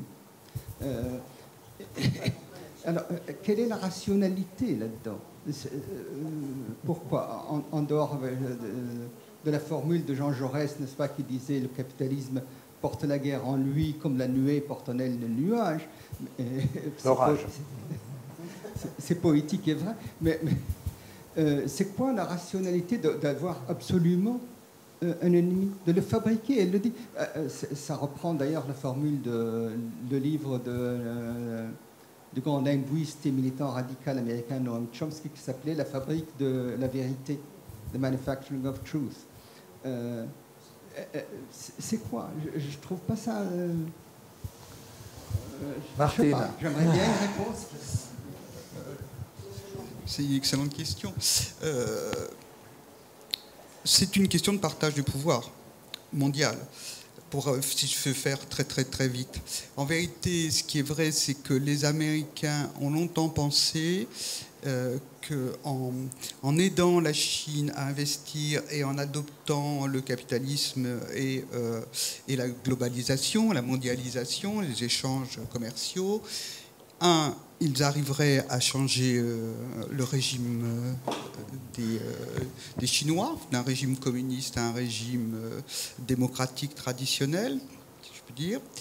2, ils pensaient qu'ils continueraient à collaborer, en coopérer, tout en y gardant la prééminence. Or, ce n'est pas du tout ça, c'est-à-dire en gardant la puissance de numéro 1 mondial. Économique. Ça, c'est l'aspect politique. L'aspect intérieur lié à la Chine, c'est que dans le cadre de la mondialisation, les entreprises américaines ont massivement investi en Chine, notamment tout ce qui était industrie polluante, industrie de main-d'œuvre, parce que la main-d'œuvre en Chine n'était pas chère, et donc ça a quand même posé de sérieux problèmes pour l'emploi aux États-Unis. C'est le triomphe, pour parler très vite, le triomphe de Trump. L'un des aspects, l'une des raisons du triomphe de Trump, c'est le chômage massif dans les anciens États industriels. Je vais très vite, hein, c'est plus compliqué que ça, on a écrit beaucoup là-dessus, mais grosso modo, c'est ça. Donc la réaction à la fois en interne et à la fois dans les relations internationales, c'est que tout d'un coup, les États-Unis ont en phase 2 quelqu'un qui est en train de les concurrencer pour prendre la première place.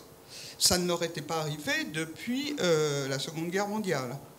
Et donc, ce que je disais au début, les Chinois, de leur côté, ont pensé que, puisqu'ils avaient le même système que les Américains, puisqu'ils avaient adopté la globalisation, le capitalisme, etc., les États-Unis continueraient à les laisser se développer sans aucun problème et qu'ils pourraient continuer et même qu'ils partageraient le monde. Il y avait une grande théorie de Hu Jintao, l'ancien président, même pour partie de Xi Jinping au début, qui était de dire nous allons gérer le monde. C'est ce qu'on a appelé à un moment donné Chine-Amérique. Chine-Amérique. Ça, c'est pas du tout passé comme ça. Premièrement. Deuxièmement, du côté chinois, il y a l'impression que les normes américaines, les normes occidentales du point de vue, alors là, pas du point de vue matériel, mais du point de vue de la pensée, du point de vue de penser qu'à l'argent, de l'individualisme, ont largement pénétré la société chinoise et ça a commencé à affoler les dirigeants chinois, qui ont certes pas de volonté messianique à l'extérieur, mais qui veulent défendre les valeurs dites chinoises. Les valeurs chinoises, c'est l'entraide, c'est Confucius, enfin bref, ça c'est les valeurs revendiquées. Les inégalités n'ont jamais été aussi fortes en Chine. C'est pas appliqué dans Mais voilà, il y a eu un ensemble du côté chinois et du côté américain, et effectivement, pour l'instant, enfin pas pour l'instant, depuis Obama, ça s'est développé avec Trump, et maintenant c'est puissance 10, il y a un consensus entre les démocrates américains et les républicains américains pour dire l'ennemi c'est la Chine, et il faut l'empêcher de se développer. Ils avaient déjà essayé ça avec le Japon. Oui. Et ils avaient réussi. Pour les plus anciens que nous sommes, dans les années 70, je ne sais pas si vous vous souvenez, mais il y avait d'énormes campagnes, en France, dans l'Occident, une énorme campagne contre les produits made in Japan. Comment ça s'appelait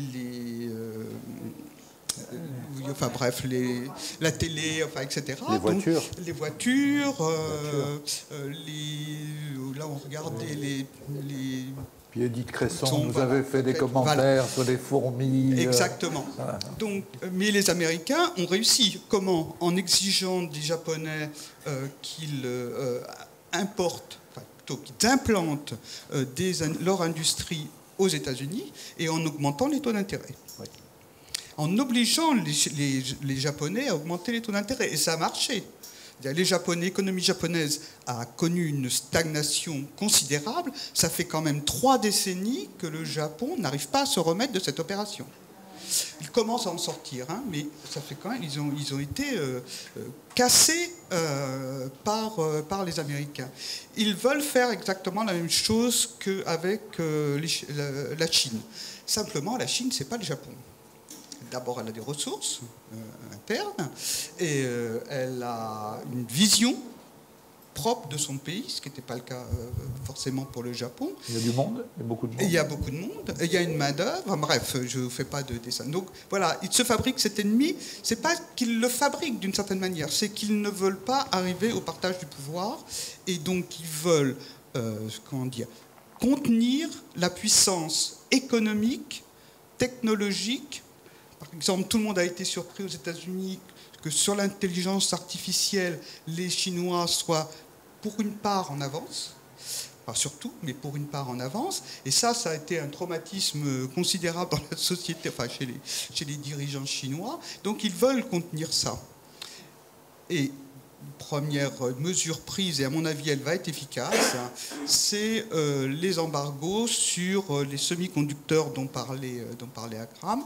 C'est-à-dire les semi-conducteurs servent à faire tous les objets connectés, les voitures électriques, enfin bon, vous connaissez, on en parle beaucoup.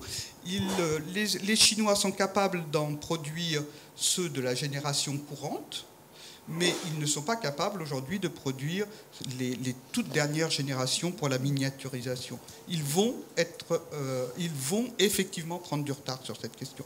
C'est mon opinion. Enfin, je crois. On a écrit, il y a une jeune chercheuse qui a écrit chez nous là-dessus, une jeune chinoise, franco-chinoise, et ils sont en retard. Enfin, ils vont avoir du mal à combler leur retard. L'exemple, c'est Huawei.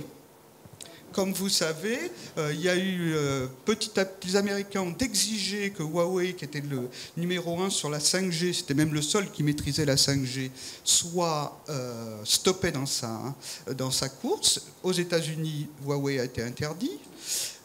En Europe, au Royaume-Uni aussi, en Europe ça a commencé, et puis là dernièrement la Commission européenne vient de réduire considérablement le pouvoir de Huawei. Mais du coup, Huawei, qui était le numéro 1 mondial sur la 5G, qui était quelque chose d'important, est en train de fermer ses portes. Enfin, il ne ferme pas ses portes, mais il a d'énormes difficultés. Alors, je dis à court terme, j'arrête parce que je suis trop long. Non, pas du tout. À court terme, ils vont avoir des difficultés. Ils ne sont pas au niveau et personne ne peut les aider, puisque vous savez que les Américains non seulement sont protectionnistes, mais ils appliquent l'extraterritorialité.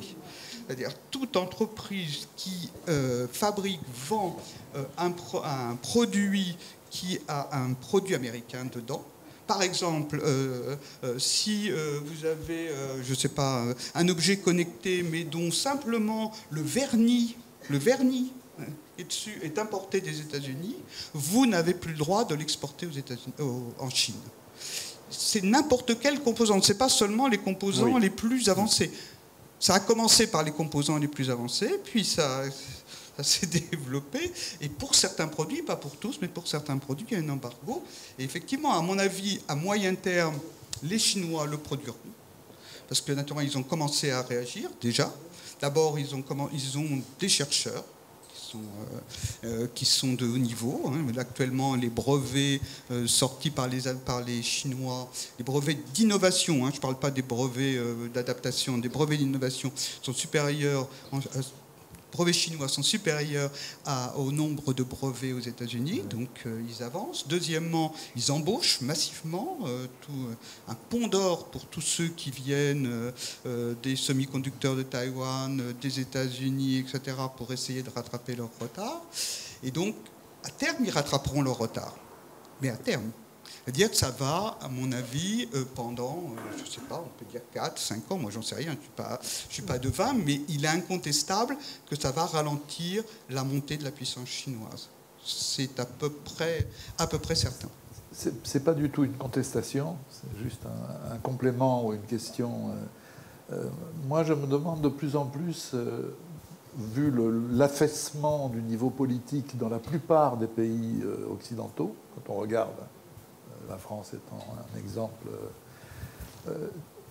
il y a une autre réponse à la question qui t'était posée, c'est le fait qu'aux États-Unis, la paranoïa est un élément essentiel de l'unité nationale. Avant, c'était les rouges, c'était l'antisoviétisme. Après, c'était le terrorisme, l'islamisme, mais c'est pas fini. Et puis maintenant, c'est la Chine.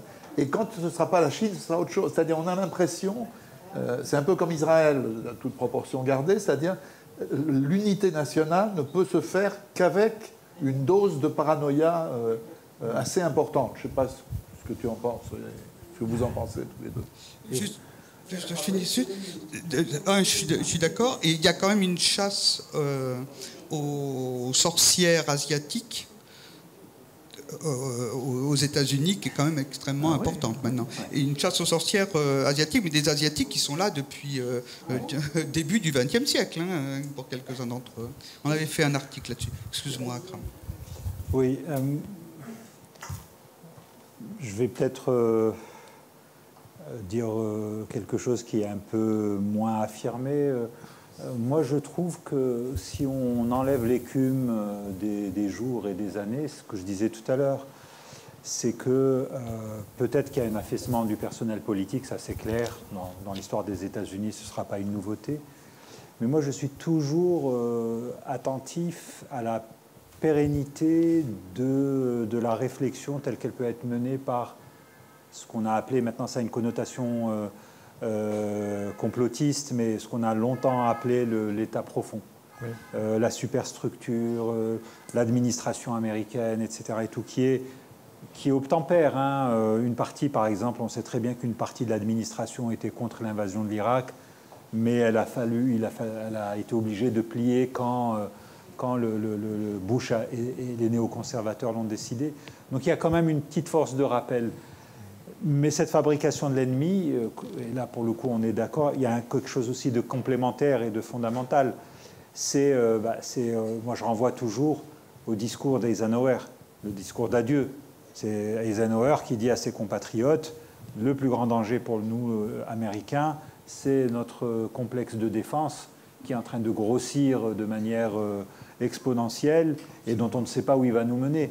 Quand vous avez un pays avec un tel complexe de défense qui doit fabriquer des armes, et les armes sont destinées à contrer des ennemis, donc il faut un ennemi. Voilà. Et donc une partie de l'argent que ce complexe de défense investit dans les campagnes électorales, etc., c'est pour la fabrication de l'ennemi. Sinon, il n'a plus de raison de vivre et de survivre. Et on ne parle pas de millions de dollars, on parle de dizaines, voire de centaines de milliards de dollars dépensés chaque année en termes de... Enfin, dizaines de millions de dollars dépensés en campagne. D'autres questions ? Bonjour, merci beaucoup pour vos interventions très enrichissantes. Je voudrais revenir un peu sur le processus de paix justement entre l'Iran et l'Arabie Saoudite, assez précisément. La première question qui a été posée m'a un peu coupé l'herbe sous les pieds, mais je voudrais savoir, selon vous, quelle a été la posture chinoise vis-à-vis des proxys iraniens qu'on va dans l'arc chiite, on va dire, en Irak, en Syrie et au Liban.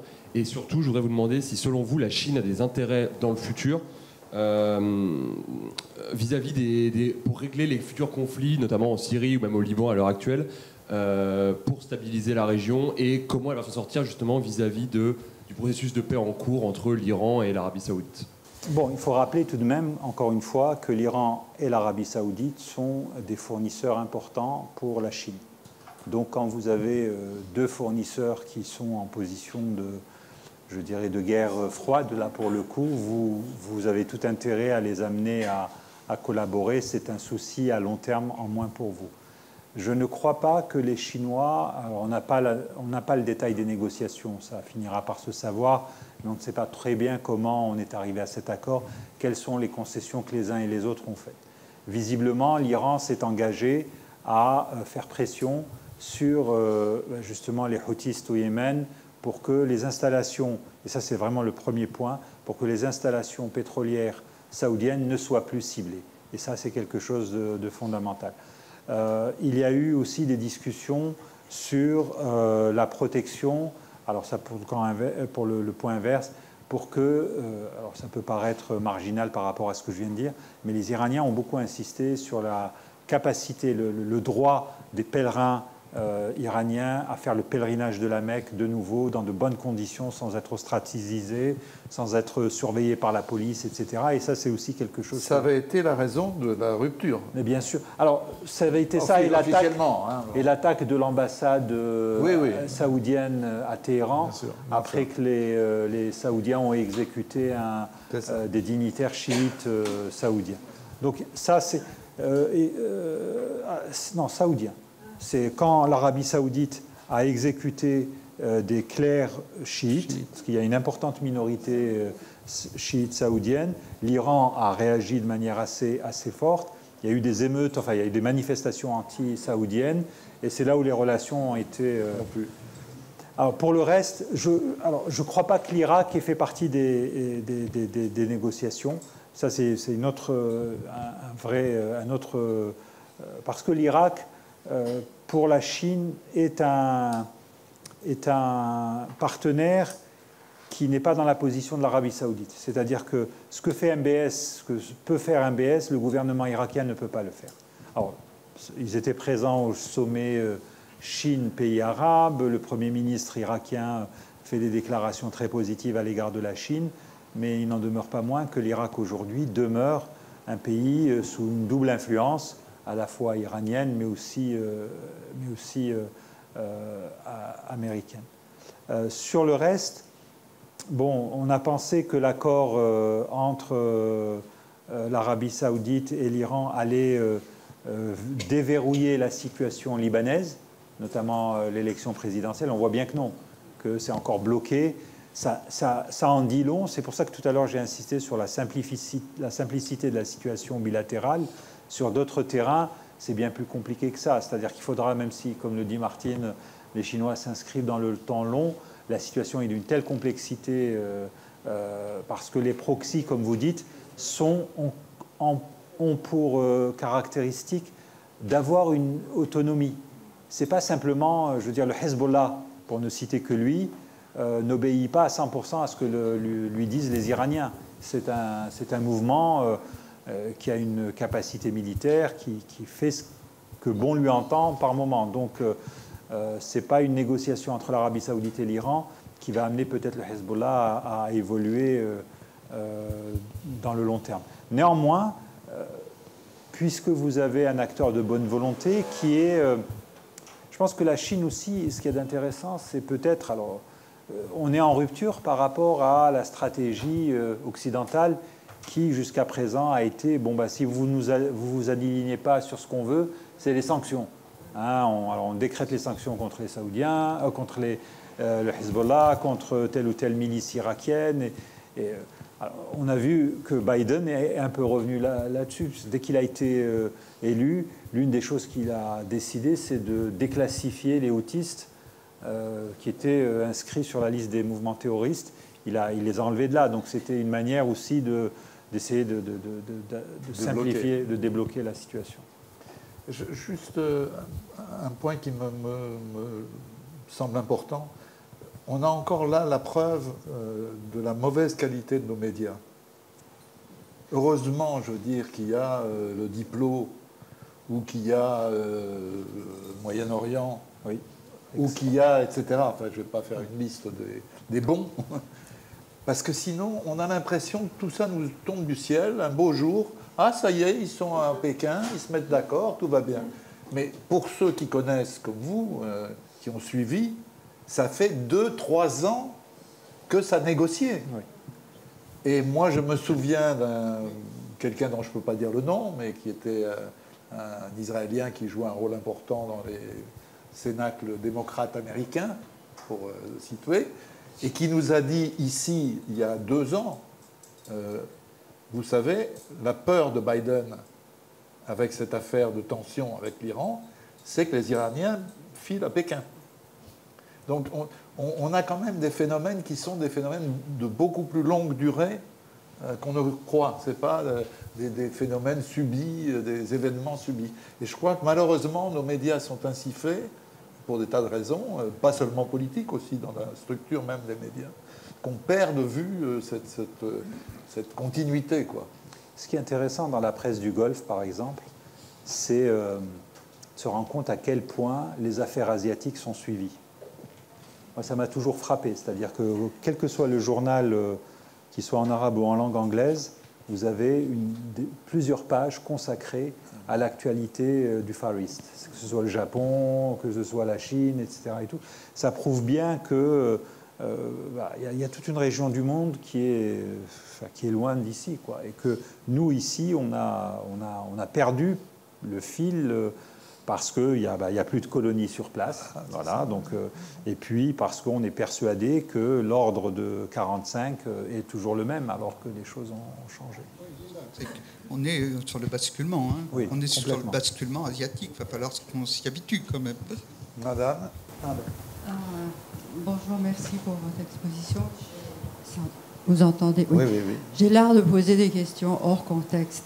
Il y a eu un mariage entre un membre de la famille en Arabie Saoudite et le prince jordanien. Enfin, et puis, de manière générale, dans la région, mais pas tout de suite, il y a eu par le passé beaucoup d'alliances entre les pays selon une règle. Il y a eu beaucoup de mariages. Je pense par exemple à M. Hariri, qui était, je pense, le fils d'un membre de la famille royale.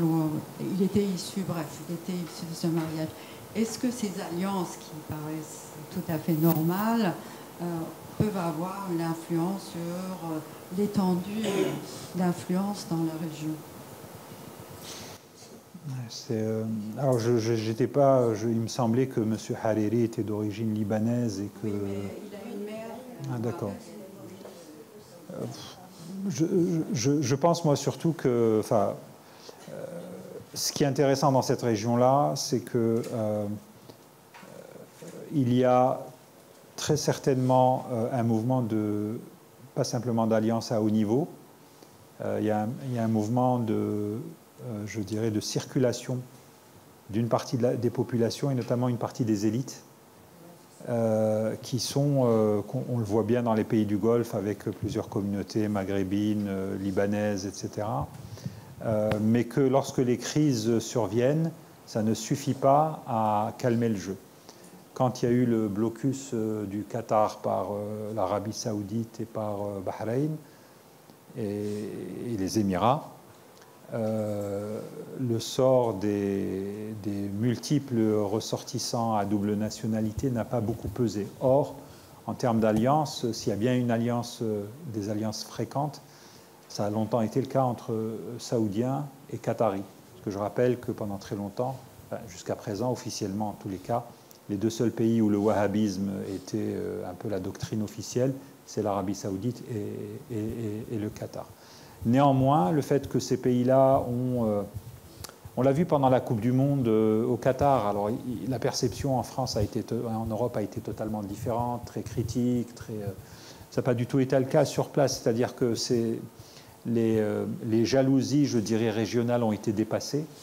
Et ça a été un événement régional assez fort, assez intense, qui, à mon avis, a créé, alors, je sais pas, contribue à créer une espèce d'identité, mais qui demeure encore très faible, enfin un sentiment de solidarité, mais qui demeure encore très faible par rapport au jeu que les dirigeants mènent. Encore une fois, on voit bien que, par exemple, pour parler de la Syrie, comme vous le savez tous, Bachar Assad a été réintroduit dans le concert, dans la Ligue arabe, mais ça a provoqué le départ de l'émir du Qatar qui n'était pas content. Donc il y a encore des tensions qui sont inhérentes à ces pays-là et qui sont un peu difficilement surmontables.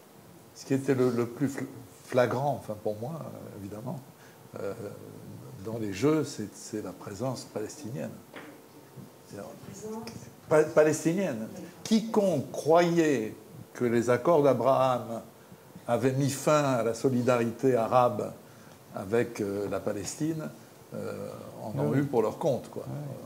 C'est confirmé par ce qu'on sait des sondages du CAREP, dont tu as publié un article que j'avais écrit sur le site du Diplo, mais on est à un niveau de solidarité extrêmement élevé. On a 8% d'Arabes qui sont pour la normalisation avec Israël. Ça fait pas lourd, quoi. Mais ça rencontre, en tout cas en France, ça met en exergue une vision profondément raciste à l'égard des Arabes. C'est-à-dire que quand on fait remarquer ça, quand on dit que la cause palestinienne, la solidarité demeure important, on a énormément d'interlocuteurs, qu'il s'agisse du monde de la recherche ou du monde politique, pour qui il suffit juste que les dirigeants soient pour la normalisation. Et ils partent du principe que si leurs dirigeants sont pour la normalisation, ils vont imposer ça à leur peuple et leur peuple va se taire. C'est souvent ce raisonnement-là qui prévaut et qui vaut même pour l'Égypte, par exemple, d'une certaine manière. Quand on dit aux gens que si l'Égypte était une démocratie, une vraie démocratie, il y aurait un référendum pour dire faut-il ou non abroger les accords de Camp David, on sait très bien quel serait le résultat de ce référendum. Mais donc il ne faut pas... donc du coup, ces interlocuteurs disent finalement, mieux vaut peut-être qu'il n'y ait pas de démocratie en Égypte. C'est-à-dire moins la France est une démocratie et plus on... Voilà, ça. Exactement. Bien, merci. Une dernière question? J'espère. Oui, et j'ai 5 minutes. deux questions. D'ailleurs, tu as déjà répondu à la première ou presque. Quand on voit les menaces de la Chine sur Taïwan, c'est quotidien. Vous pensez que cette île, composée de 24 ou 25 habitants, pèserait lourd si les Chinois parachutent leurs soldats sur la Chine, une opération éclair, parce que ce n'est pas l'Ukraine. Je ne pense, je ne sais pas si vous pensez que les Américains oseraient engager vraiment une opération, une guerre. Et deuxième question concernant justement ce monsieur qui s'appelle Assad, qui a été reçu comme un héros, qui a vaincu son peuple.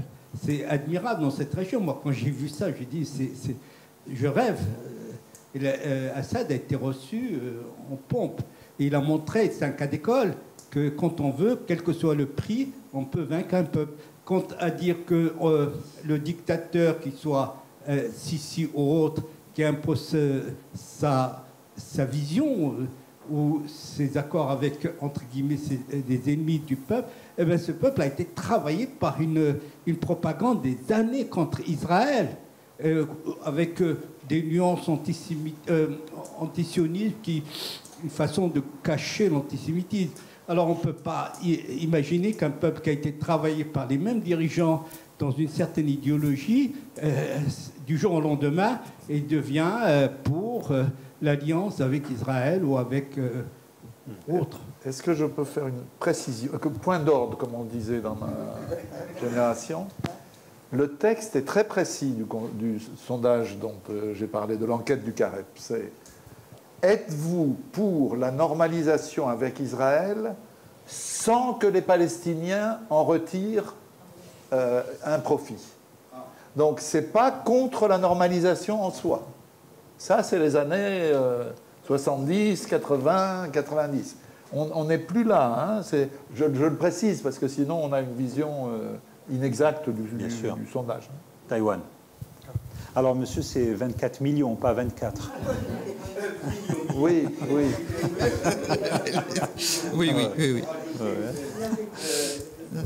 Bon. Taïwan, c'est une affaire compliquée qu'on ne peut pas résoudre avec... Il n'y a pas des bons et il n'y a pas des méchants. Voilà.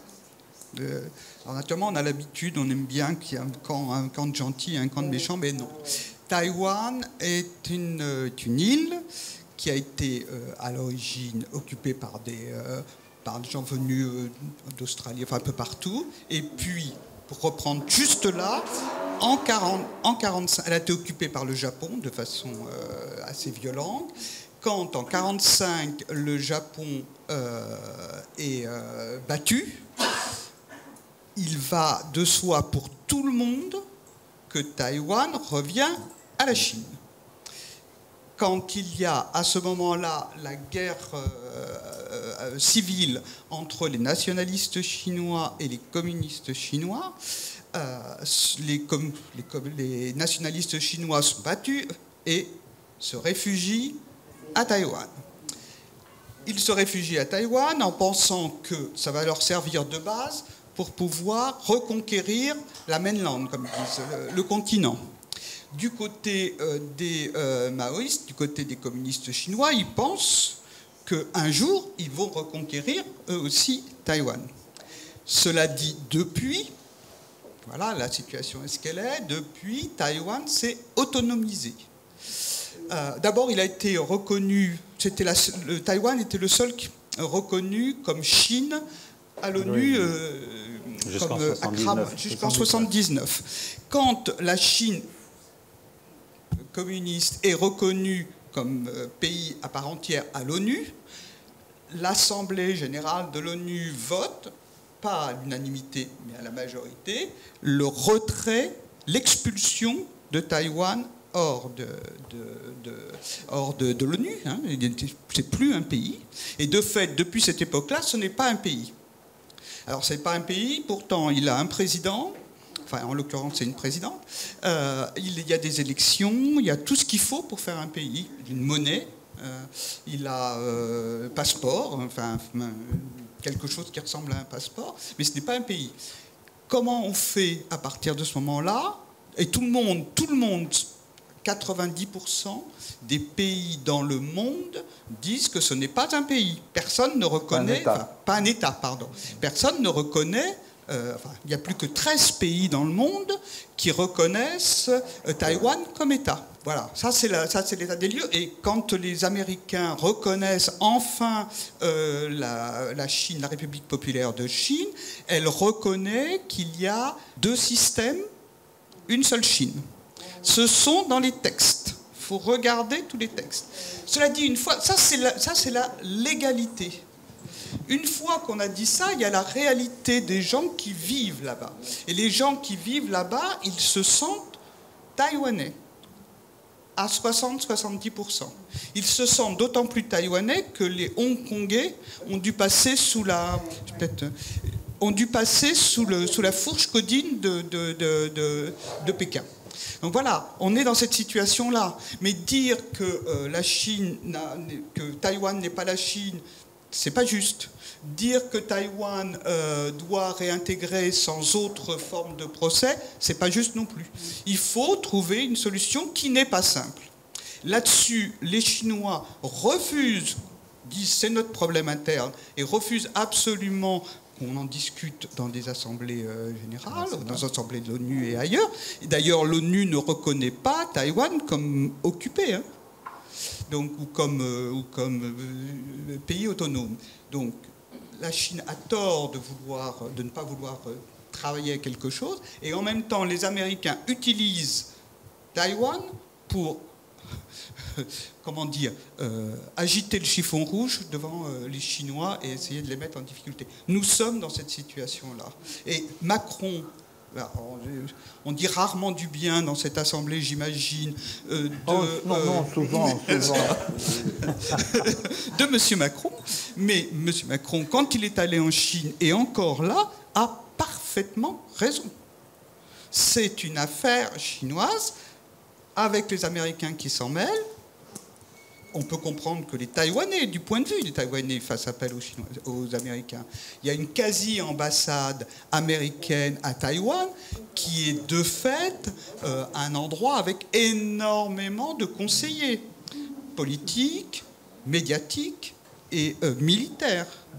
Donc, c'est une question à régler, qui n'est pas simple à régler, mais c'est sûrement pas en agitant le chiffon rouge et en faisant passer les bateaux américains, les avions américains tous les matins, ou en faisant venir Mme Pelosi, qui est à Taïwan, qu'on résoudra le problème. qu'on résoudra le problème. C'est un problème. Voilà. Mais on pourrait parler de Porto Rico aussi. Oui, absolument. Oui, absolument. Exactement. Voilà. Exactement. D'ailleurs, vous avez vu, là, il y a une querelle. Enfin, là, les médias français sont quand même toujours un peu tu vois, en protestant parce que les Chinois envisagent de mettre peut-être du côté de Cuba un système de surveillance. Hein. Or, il y a un système de surveillance à Taïwan. Ils sont à 600 km de... Allez, 1000 peut-être, non même pas. Je pense qu'ils sont à 600 km des côtes chinoises. C'est un problème. Il faut arriver à le résoudre sans acheter. La meilleure solution, pour l'instant, c'est le statu quo. Il n'y a pas un seul Chinois aujourd'hui qui peut Chinois de la mainland, hein, qui peut accepter l'indépendance. S'il y a l'indépendance, il y aura la guerre. Ça, c'est acquis, si je puis dire. Qui viendra défendre Taïwan ? À mon avis, les Japonais, parce qu'ils ont un accord avec. Et à l'intérieur maintenant du Japon, même Madame Tsai Ing-wen, qui est la présidente indépendantiste, dit on revient au statu quo. Et je pense que malheureusement, peut-être, mais c'est comme ça, pour l'instant, il n'y a pas d'autre solution que le statu quo. On peut vous faire une exception, monsieur, mais c'est l'heure, hein, en principe. Je veux juste préciser qu'à l'ONU actuellement, Taïwan s'appelle Taïwan, entre parenthèses, province chinoise 2. Voilà. Oui. Alors, d'abord, deux rappels. Votre article dans le Monde diplomatique, c'était au mois... Il y a très longtemps. Non. C'était au mois d'avril. D'avril, Oui. qui s'appelait... Pékin faiseur de paix. Pékin faiseur de paix, voilà. Avec un point d'interrogation, enfin bon... Au Proche-Orient. Voilà. Donc à lire, vous pouvez le trouver, vous pouvez vous abonner, c'est pas très cher, hein, c'est raisonnable. Et vraiment, je vous conseille le numéro de Moyen-Orient, qui est très souvent très bon, mais là, il est particulièrement riche. Pardon ? Si, on le trouve, il vient de sortir. Il est sorti, c'est le numéro d'avril-juin. Donc il est parfaitement trouvable. Et puis, surtout, je voudrais remercier Martine et Akram. Voilà.